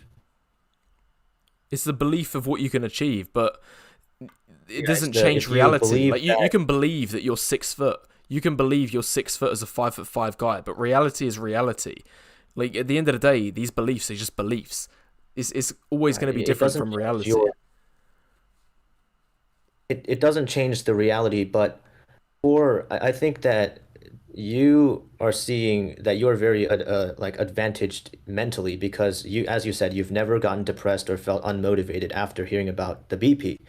That you're like in the top 10% of work ethic. So what about some guy who may not be as logical as you? Maybe some guy who's more emotional and his motivation is like really like wishy-washy. He might need to have that optimism to get him out of bed and to do the work. Like it won't change his reality, but it will change his actions. Why does a person need to delusion max themselves to do work? Why don't you just do the work and in the first place? Like you don't need to have. Go ahead. Sorry. Oh, well, I was just going to jump in and say it's because their brains are not as logical as yours. They can't do everything that they think they should do. Well, I think that's not a good frame of mind to have.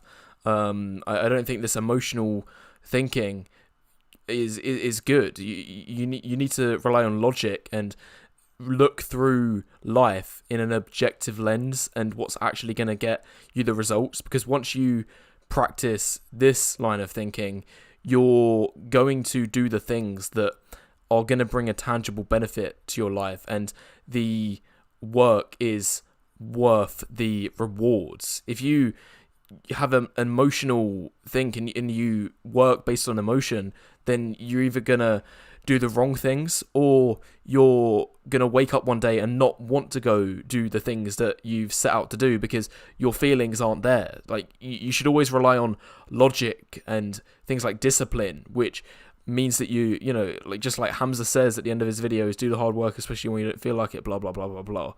And you know, as much as I don't necessarily think that phrase applies to the bottom 10% of men, genetically speaking, like in a dating sense, it does apply to a lot of guys who are at least average, and they should adhere to that phrase. Like I'll repeat what I said earlier in the stream, that the RP does absolutely apply to the middle 50% of men. It applies to normies, and they can increase their results. And if you're one of those guys, then you absolutely should listen to what Hamza's catchphrase is, his slogan, do the hard work, especially when you don't feel like it.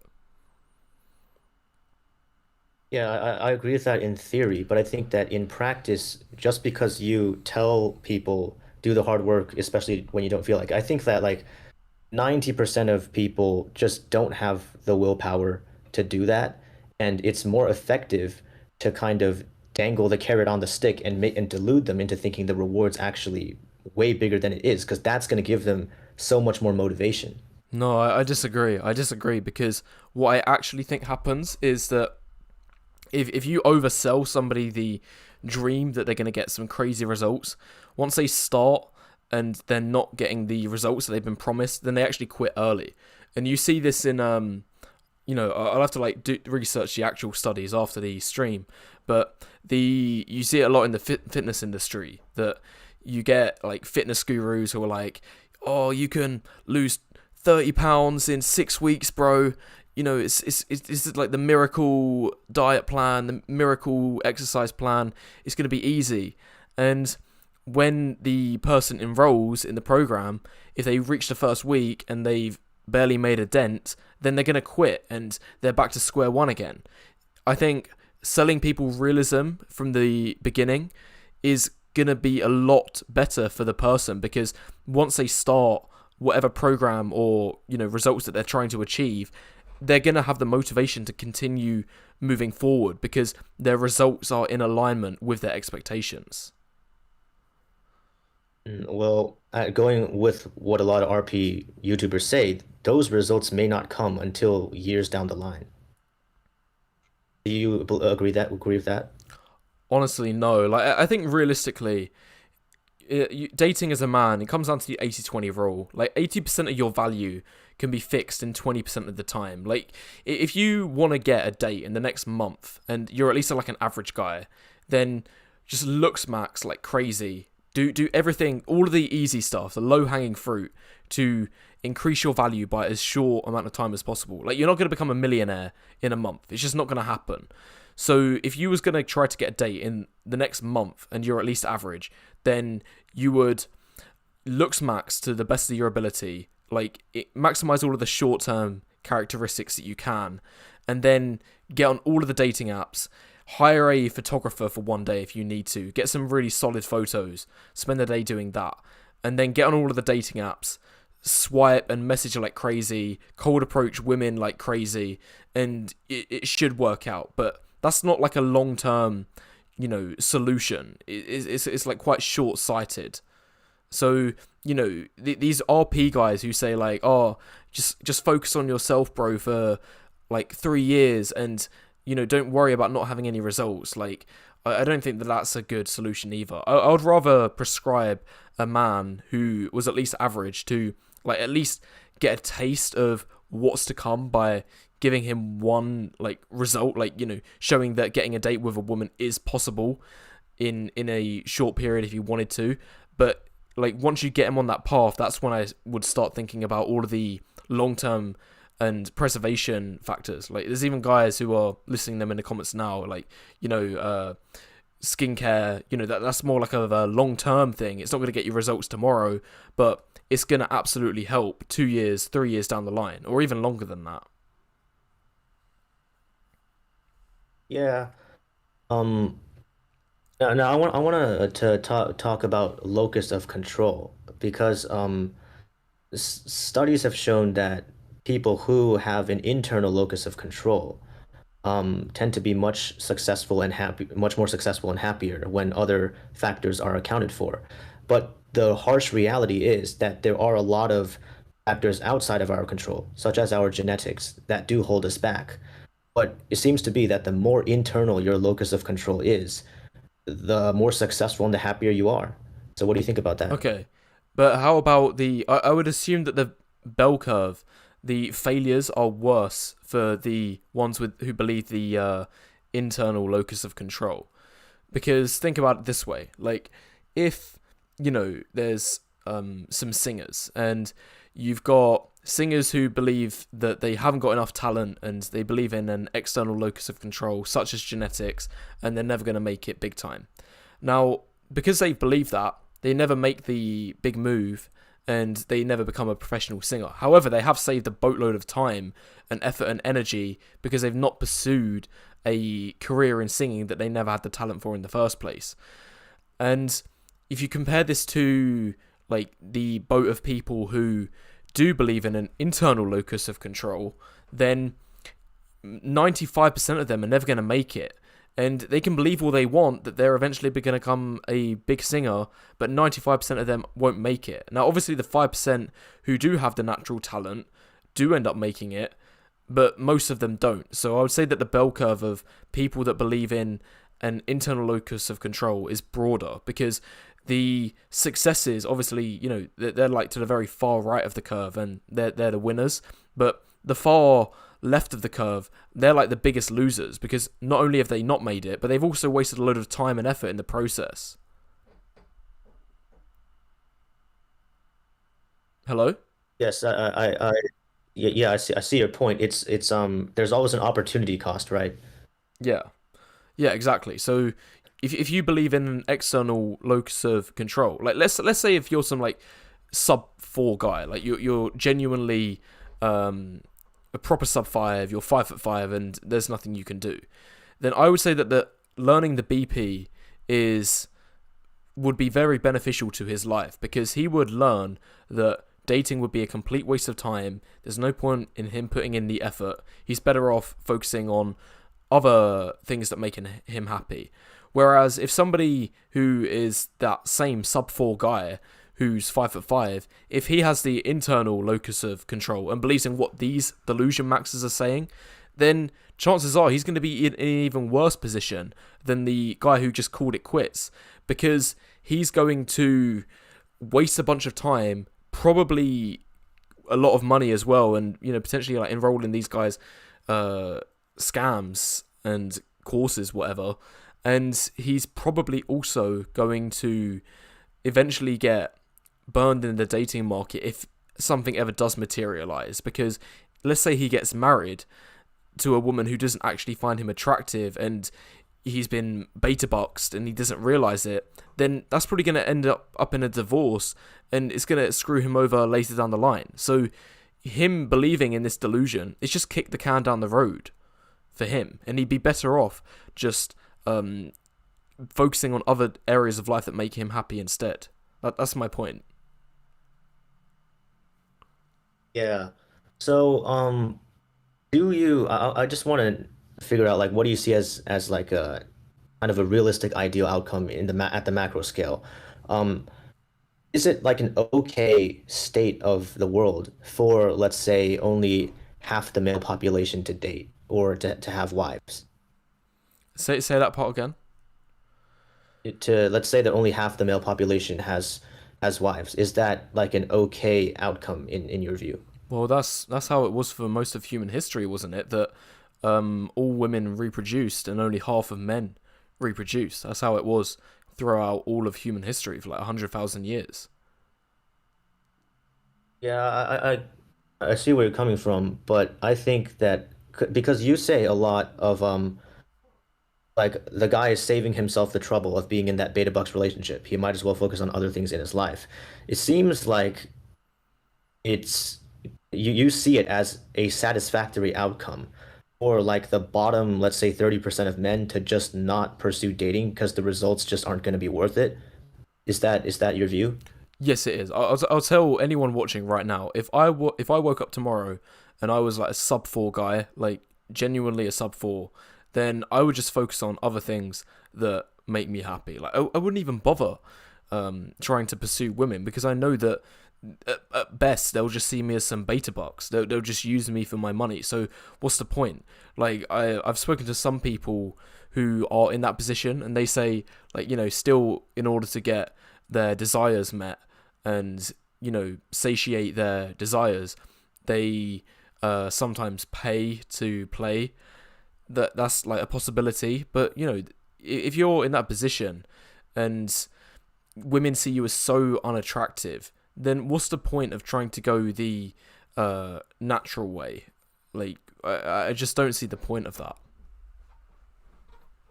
Well, my view about this may be, I think I'm going to get a lot of pushback for this, but I think that our society focuses they put too much emphasis on love, and I think that it should be more like, it should be more mainstream for people to get together and decide to partner up and build a life together, even if love may not be involved. Because the thing is, like, would you agree that the vast majority of men in human history were beta boxers? That might be so. Because, based on the fact that women weren't as involved in the workplace in those times, society was very much geared towards raising families and carrying on the next generation. There was a lot more traditional values like that. Then it is very possible. But that's just not the circumstance today. Right. And can you just to go off of that, can you bring up the political graph? The political graph. So this shows, this is quite interesting. So it shows the political beliefs of 12th graders, and the girls and boys is pretty much mirrors each other. So women has shot up high for liberals or leftists if you're watching this in the UK, whereas for the boys they've gone down in liberals and shot up for conservatives in recent years, which I think is like very surprising. But I think that makes sense, to be honest, because most women that I know in and around my age, most of them are so left wing. They're so left wing, and most guys, well, not most guys, but a lot of guys my age, I see them preaching a lot more right wing values. Yeah, building upon what you said, that's one of the reasons I find it more difficult to find a woman who is going to tolerate my like BP/RP viewpoints, because it's getting rarer and rarer for the types of men who are in our community to find women around their age who have the same like compatible values. And that's a factor that makes people struggle in dating that I don't think the manosphere like talks about enough.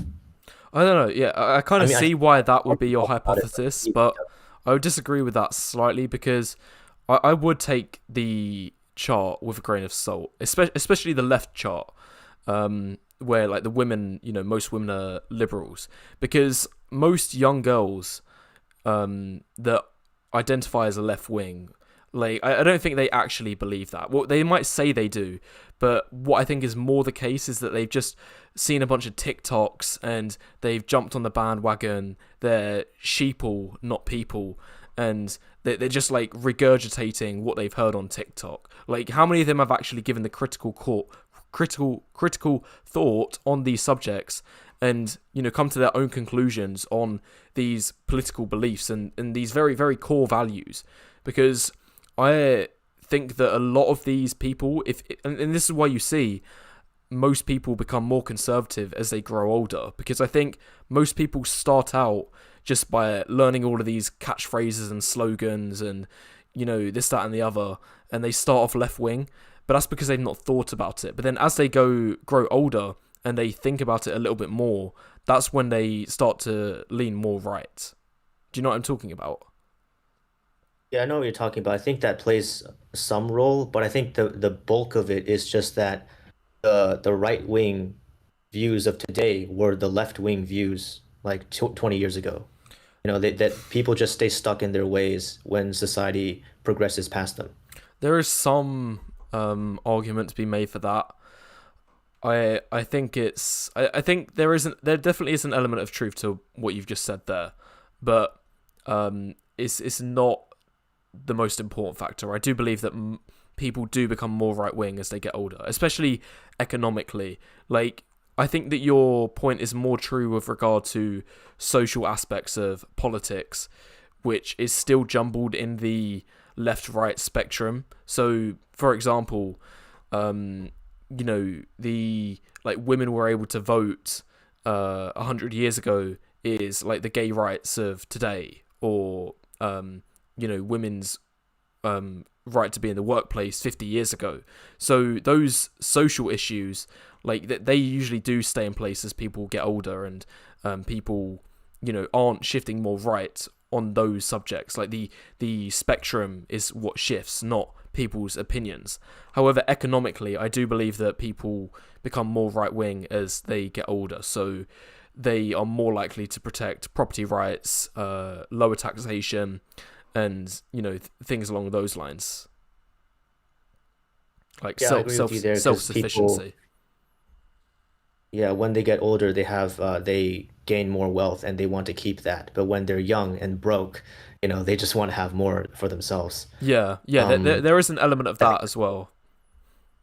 Yeah, the social aspect though is like the most important, like, for long-term relationships, because if you're a conservative man who's watching these like RP BP videos and you get with a liberal woman, your values just aren't going to be compatible. And yeah, you might have the looks and that might take you so far, but when it comes to raising your children, like, you're going to run into huge roadblocks there. Really, that's interesting, because I would say a person's economic values are more relevant than a person's social values, because like in a relationship, like if a woman's say left economically, then that's going to cause all sorts of problems if in terms of like the finances of a relationship, because you come from two completely different points of view of how like finances should be split up. And let's say that you come from a wealthier background, or if you have a higher paying job, then she would essentially want to confiscate your wealth and distribute it to herself because she believes that she's in a worse financial position. So I would say that economically, politics is more relevant for the values, at least for relationship building. I think that social politics can be negotiated a little bit more. No, I think the how you split your money in the relationship is social. It is because if you have a socially conservative view of like intergender dynamics, then as a man, you're gonna be more willing to pay for the date, or and to have that traditional like where you make the money, you're the breadwinner, and the woman doesn't work, stays home with the kids. But if you have like the socially progressive view, then it's gonna be the opposite. Oh, okay, fair enough. I think that's kind of like intertwined the point that you just mentioned there about gender roles with regard to work, because I think that's kind of a crossover of social and economic. I'm more referring to I don't think that a man's opinion on, say, gay marriage or the legalization of marijuana, if that differs to his partners, is going to be a significant issue in the relationship. I think that can be overcome significantly more rather than a fundamental disagreement of how finances should be split up in a relationship. Say who pays rent.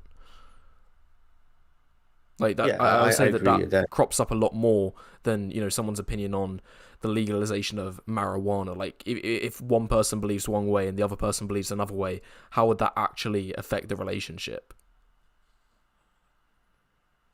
Yeah, it's like things like the marijuana legalization, like drug laws, crime laws. I don't think that's gonna play much of a role, but I'm still on this point. I think that it's only gonna get worse for men who are. It's only gonna get worse for men for future generations of men because as it gets harder in the dating market, as looks become more cutthroat, more men are going to come to channels like ours and channels like Fresh and Fit. They're going and therefore they're going to believe more of these like socially like gender role conservative views. And at the same time, women are going to be more and more liberal, and it's going to be so much more difficult for these struggling men to find women that they're actually compatible with. And like the divorce rate and like arguments and falling out, it's just going to skyrocket. Yeah, I understand what you're saying. I haven't thought about that a huge amount, so I'll have to reflect on that a little bit more after the stream. Maybe I can discuss it more in a future topic, a future stream, or future video on the second channel. But I think we've spoken a lot about this particular subject. So are we alright to move on to the next one? Yeah, I'm ready to move on. We can go back to the truth versus consequences. Can you bring up the Pascal's wager slide? Yep. Okay. Yeah, I like the look of this slide. I think this one looks quite interesting. And I did have a chance to read it before the stream. I disagree with it for a couple reasons. So basically, what it seems, I don't know if you're playing like devil's advocate in this slide or if this is actually what you believe, but I'll explain it anyway. So if you're playing devil's advocate, it's saying that it's better to be delusion maxed and not believe in the BP, because if you have hope and in reality you do have potential in the dating market, then it means that you have succeeded and you're gonna be successful dating wise. However, if you end up not making it, then it means that you've got a small loss, and I think that will be entailed in like rejection, so you just get rejected 1,000 times. Whereas if you have no hope and you believe in the BP, if you make the false identification that you don't actually have any hope, but in reality you would have had potential to find a relationship, then that means that you've missed out big time because you've given up in the dating market when you shouldn't have. And lastly, if you have no hope and you aren't able to, you successfully identify yourself as not being worthwhile to pursue dating as a path of happiness, then that means that you've made the correct decision and you're not wasting any time trying to chase women. Is that a good summary of how it is? Yes, that's a good summary of how it is. And just Okay. like as a side note, I'm not making like a religious argument here because some people in the comments they might be like, oh, well, Pascal's wager is flawed. Well, I'm not. I'm just using that as an analogy because if you're familiar with that, then it's like the same kind of chart. It's the same kind of logic, the Yeah, punishment it versus is. reward. Yeah, I think it is flawed though, because um you're gonna have there's a lot of people. Well, first of all, in the bottom left corner, I don't think that it's a small loss. I think that it's a big loss. If you live your whole life believing that you're eventually going to find the woman of your dreams and you're going to have this family, get married, blah, blah, blah, blah, blah, and you end up just getting rejected 1,000 times, I think that's going to be crushing for your self-esteem. And, it's like one of your biggest goals in life that is just not materialized because you, you didn't have the value that you thought you did. So you've wasted a massive amount of time and energy and resources in that scenario. I don't just think it's a small loss. Well, would you agree that people regret the things they didn't do more than the things that they do? So to me, at least from my experience, it hurts more to realize that I could have made it, but I didn't go for it, rather than I've tried and I failed. I don't know. Like the I, latter I haven't doesn't. actually. I'll have to think about that one a bit more after the stream. It seems like quite a big question, and I can't answer it on the spot. But what I would say though is that there's going to be a large proportion of guys where they don't actually know the answer to that question. Because if you're on the cusp, like if you're, let's say like a 4 to like a 5, like a 4 to 4.9, then in the BP community, you're considered on the verge, on the cusp of being able to make it or not, being able to ascend and get a relationship, because you're not low enough value to the point where for a fact, and it's basically futile to try date women. But you're also not at the point where okay, if I systemize dating in a way where I do this many approaches per week, I'm on all of the apps, I get these photos, then given enough time, it's guaranteed that I would be able to get the dating life that I want. You're not in that position either. So if you're somewhere between a 4 to 4.9, it's essentially a gamble, and you don't know if you're ever going to be able to make it or not. So like it's almost as if you need to add a third column to here, where it's like you don't know if you make it. So it's up in the air. Do you know what I'm talking about? Yeah. It's not binary. It's not either you can make it or you can't make it, because there could be like 4.5 out of 10s who live the exact same life, and one of them gets lucky because there's some woman who thinks he's exactly his type, he's oofy doofy maxed, he's ogre maxed, and the woman likes this 4.5 out of 10 ogre guy.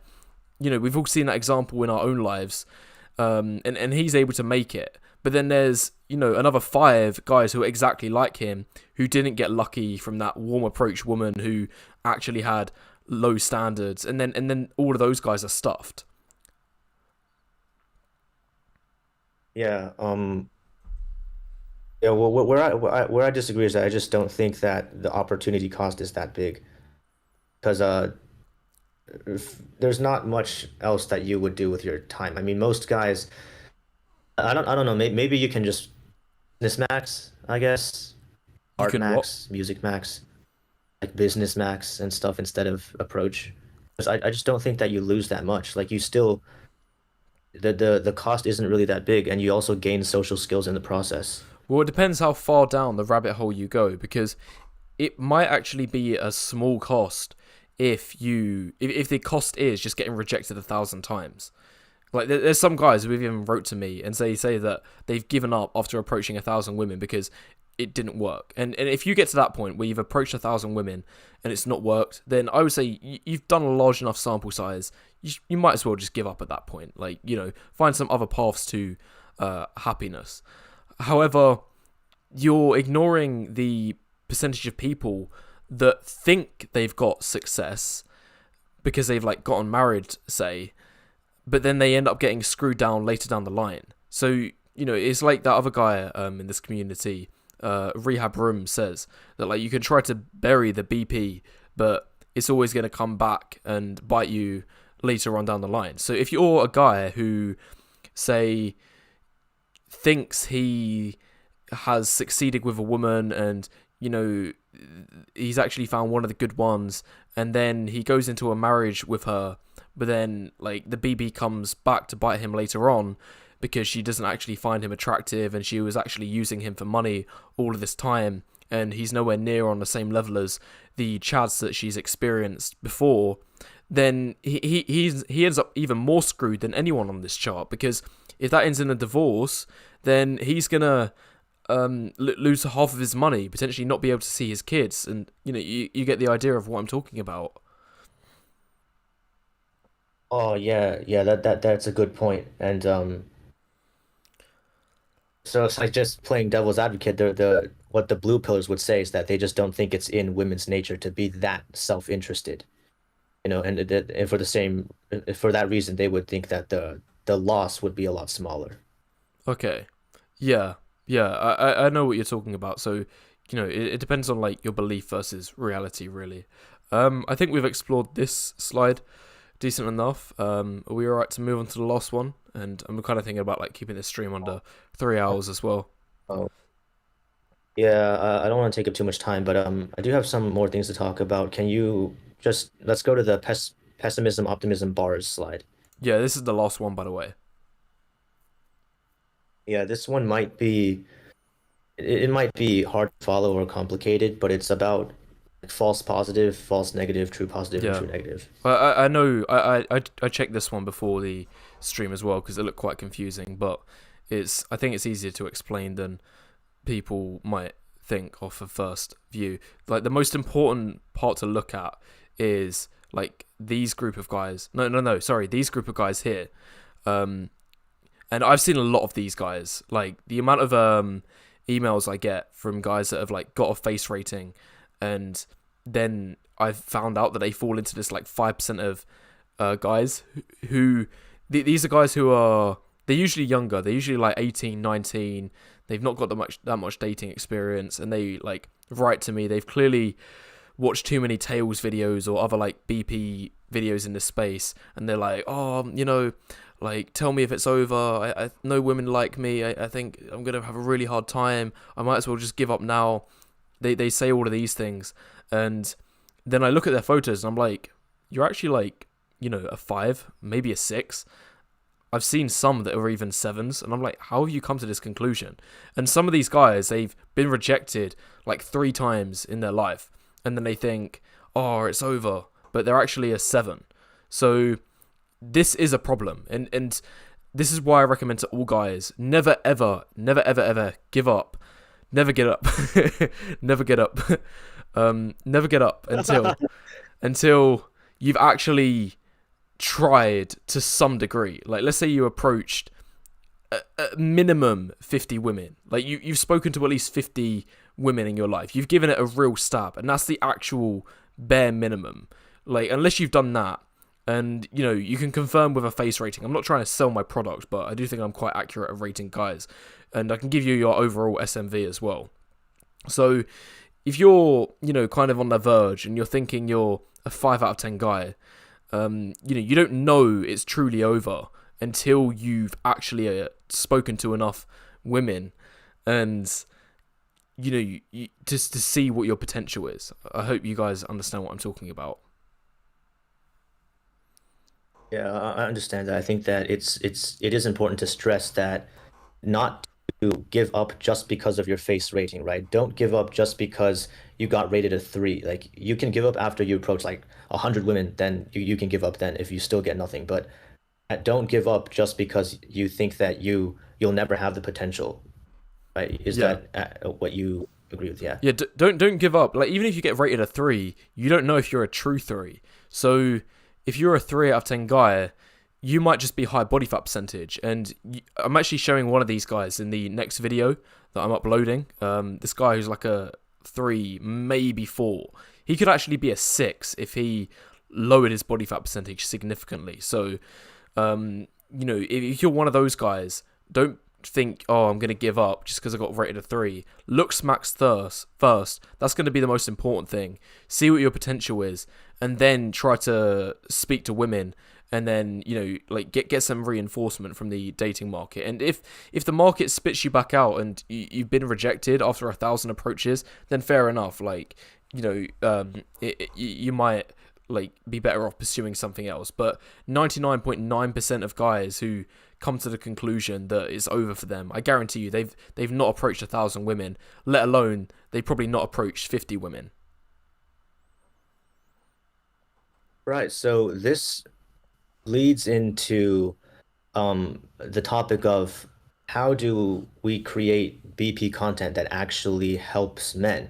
And my position on this particular one isn't super firm, but I'm going to give you an example that maybe getting more men to Looksmax doesn't actually help men because the results are zero sum.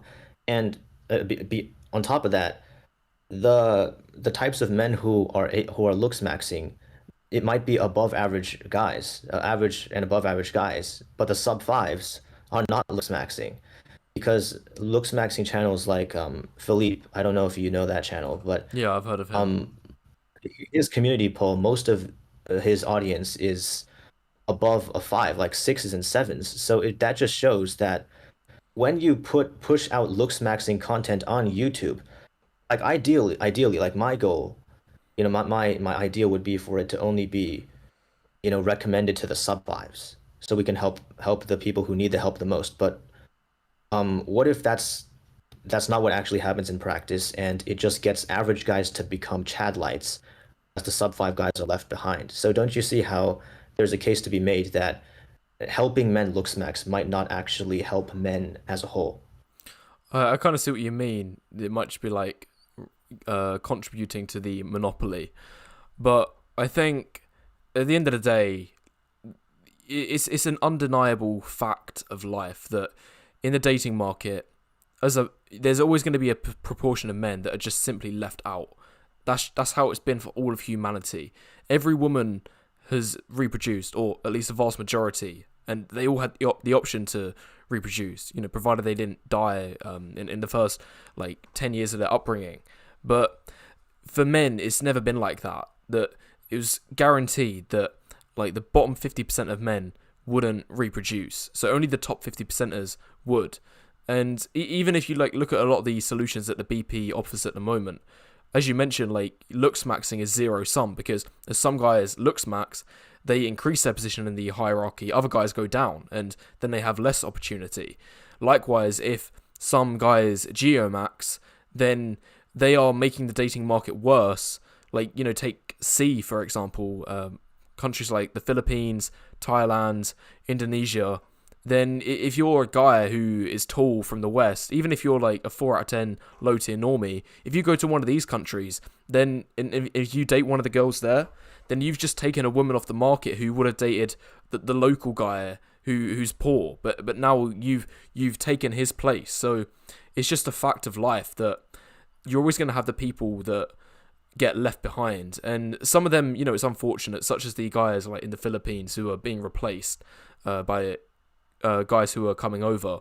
But in the West, it largely does come down to the guys with the best genetics, and on top of that, the guys who then put in the work and effort to do it. And ideally, the blue pillars will get left behind. So the blue pillars who are waiting for their perfect woman to fall right out of the sky, with them putting in no work, then these are ideally going to be the guys who get left behind. But the guys who do Looksmax and do put in the work, ideally these guys would be the ones to end up succeeding. Obviously, it wouldn't work perfectly like that, because there's going to be some 3 out of 10 guys who, you know, they can Looksmax all they want, but it's not going to make a difference. But as I said, that would be the ideal. Yeah, but if it's zero sum, and it's like, if the goal is to actually help men, then why promote something like geomaxing? It's Do you think trying it's- to it's- do you help see what I them. mean? It's trying to help the men that follow your content and believe in what you believe. Yeah, but my argument is that that's not a good thing to do. Like, who cares if it's your subscriber or some other guy? That you just need to think about men as a whole. And when you're promoting geomaxing, you're really not making anything better for men. Well, it's net neutral in terms of like global happiness, really, then, isn't it? Because, you know, I don't think it's net neutral because no, I think it's not immoral. I think it's okay if you are a Western guy and you go to Southeast Asia just to try to find like a traditional woman, a wife to settle down with. If that's what you want, that's fine. But so many geomaxers and these like passport bros, they're fed up with the quality of the woman in the West. They're too like promiscuous and degenerate, and they want to go to Southeast Asia and do the exact same thing, like contribute, like taking the lion's share of women. They're contributing that exact same problem. That's oh, the very okay. reason they left the West. Just making it worse. It's spreading the issue to, like globally. Oh, this is an interesting argument. So you're saying that they're leaving the West because they're saying that the women are too promiscuous, but then they're bringing these values of promiscuity to these originally traditional countries. Yeah, Because a lot of the so there passport are, bros are just going over to, just sleep with lots of women, potentially lead them on. You know, some of them might have to fake commitment or fake like being a long-term guy with the women, but you know, a lot of them are just like essentially sleeping with them and then never to be seen again. yeah, that's what I'm saying. What do you think about that? Um, I don't know. It's difficult to police, really. Like, you know, it definitely is going to be net negative happiness of the world, because if you have like one guy who like destroys the purity of like 20 women in these foreign countries who were previously traditional and would have previously married like, you know, the local traditional guy, it's undeniable to say that that is like negative happiness on a global scale. But you can't police it. Like, you can't control it and you can't stop it from happening. That's just like how it is. Yeah, you can't police it, but if you do you think that like the factoring, do you think that you should care about like the net positive or net negative benefit to humanity, to like global happiness in the content that you make? So like, let's say, just from my perspective, if I believe that this is making the world a worse place, then I'm not going to make videos that would promote this. I don't know. Like, even if it I would think make I think it's like getting into a really deep philosophical argument now, because it's either, you know, like, I think it's called like the utilitarian point of view, where, you know, you think that like the only thing that matters is the greater good and like the global level of happiness, versus like the, you know, people can do whatever they want. I forgot what the technical name for that mindset is, where even if like the net negative, even if the net level of happiness goes down, things still might be justified if it increases the overall freedom of decisions that people can make. And people being allowed to go to these foreign countries and use their relatively higher SMV to sleep with a lot of women, that is like increased freedom, but it's decreased global net happiness. it is kind of a difficult topic. Yeah, it is. I don't have a position on it. Yeah, and neither do I. And at almost 3 hours of the stream, I don't particularly want to be thinking my energy levels are going down, and I don't want to be thinking Oh, about okay, some like, deep let's philosophical point.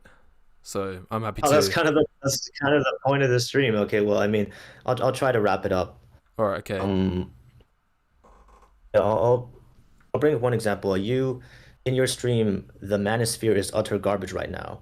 You said that Hamza is a bit too forward when he comes to self-improvement. He doesn't speak about the importance of genetics or looks as much on his channel.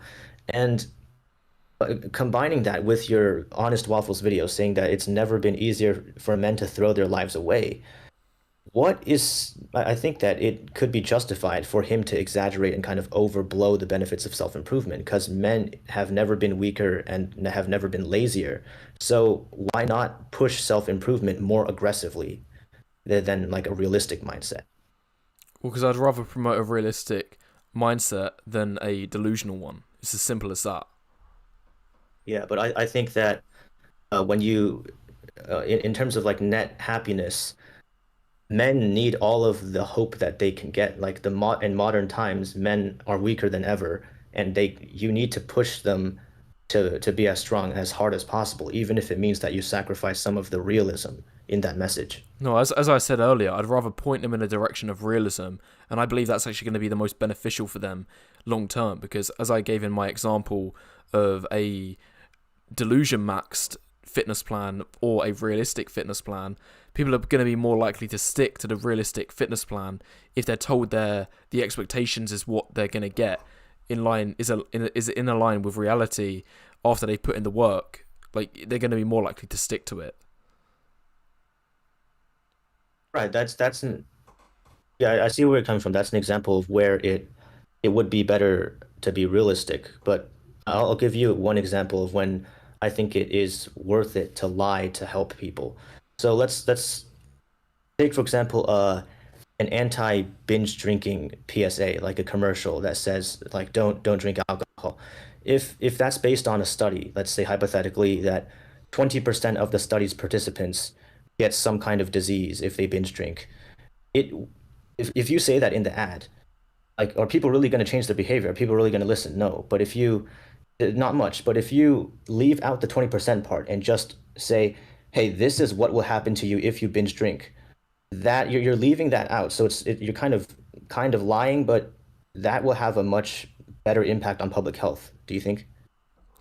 Yes, it would. I kind of get what you're talking about, but I don't really want to get into the like ins and outs of it, like, you know, because I guess that's why on smoking packets, or at least in the UK they do. I don't know if they do this in other countries, but they show pictures of like lungs that have like all diseased from smoking cigarettes and stuff. And I guess that is kind of you know, emotional play, and it's trying to, you know, it's not like data driven and like saying like, oh, if you smoke, there's a 50% increased chance that you get lung cancer, blah blah blah blah blah. It's not going a data driven route, but yeah, I'm too tired really to get into the ins and outs of this discussion. So Yeah, well, that's just, I'll try to wrap it up now. It's like, that's just why I think that the messages of guys like Hamza and these self-improvement YouTubers is good because, for example, Hamza says that, you know, your like reproductive organ is going to stop working if you eat too much McDonald's, you know. And I think like, dude, there's so many guys who it just works just fine even though they eat a bunch of fast food, right? But him kind of exaggerating the negative health effect, that's what gets people to actually be healthier and stop eating fast food. And like, I might disagree that that's true, but I think that the overall effect is a good thing. It's a good thing that he's making those videos even though they may not be true. Yeah, I understand. Yeah, that's just like another similar example to the same overarching topic. It's an interesting one to think about and end the stream on. Yeah, so is there anything else that you want to say? I think, yeah, we've pretty much covered everything. I think this has definitely been one of the best streams that we've had on this channel so far, so it was definitely a good idea getting you on, so thanks so much for being a guest today. Oh, do you just want to end it now, or do you want to like, because I just have like one more thing, but it might take a while, so I don't know. I don't know. Okay, if it's going to take a while, then maybe leave it for the next one, because all right then. If you want to stop it here, then that's that. Okay, sounds good. All right, thanks for tuning in, everyone, guys. We'll see you in the next one. See ya. Yeah, thank you so much for having me on. Yeah, bye. Right, I've just ended the stream now.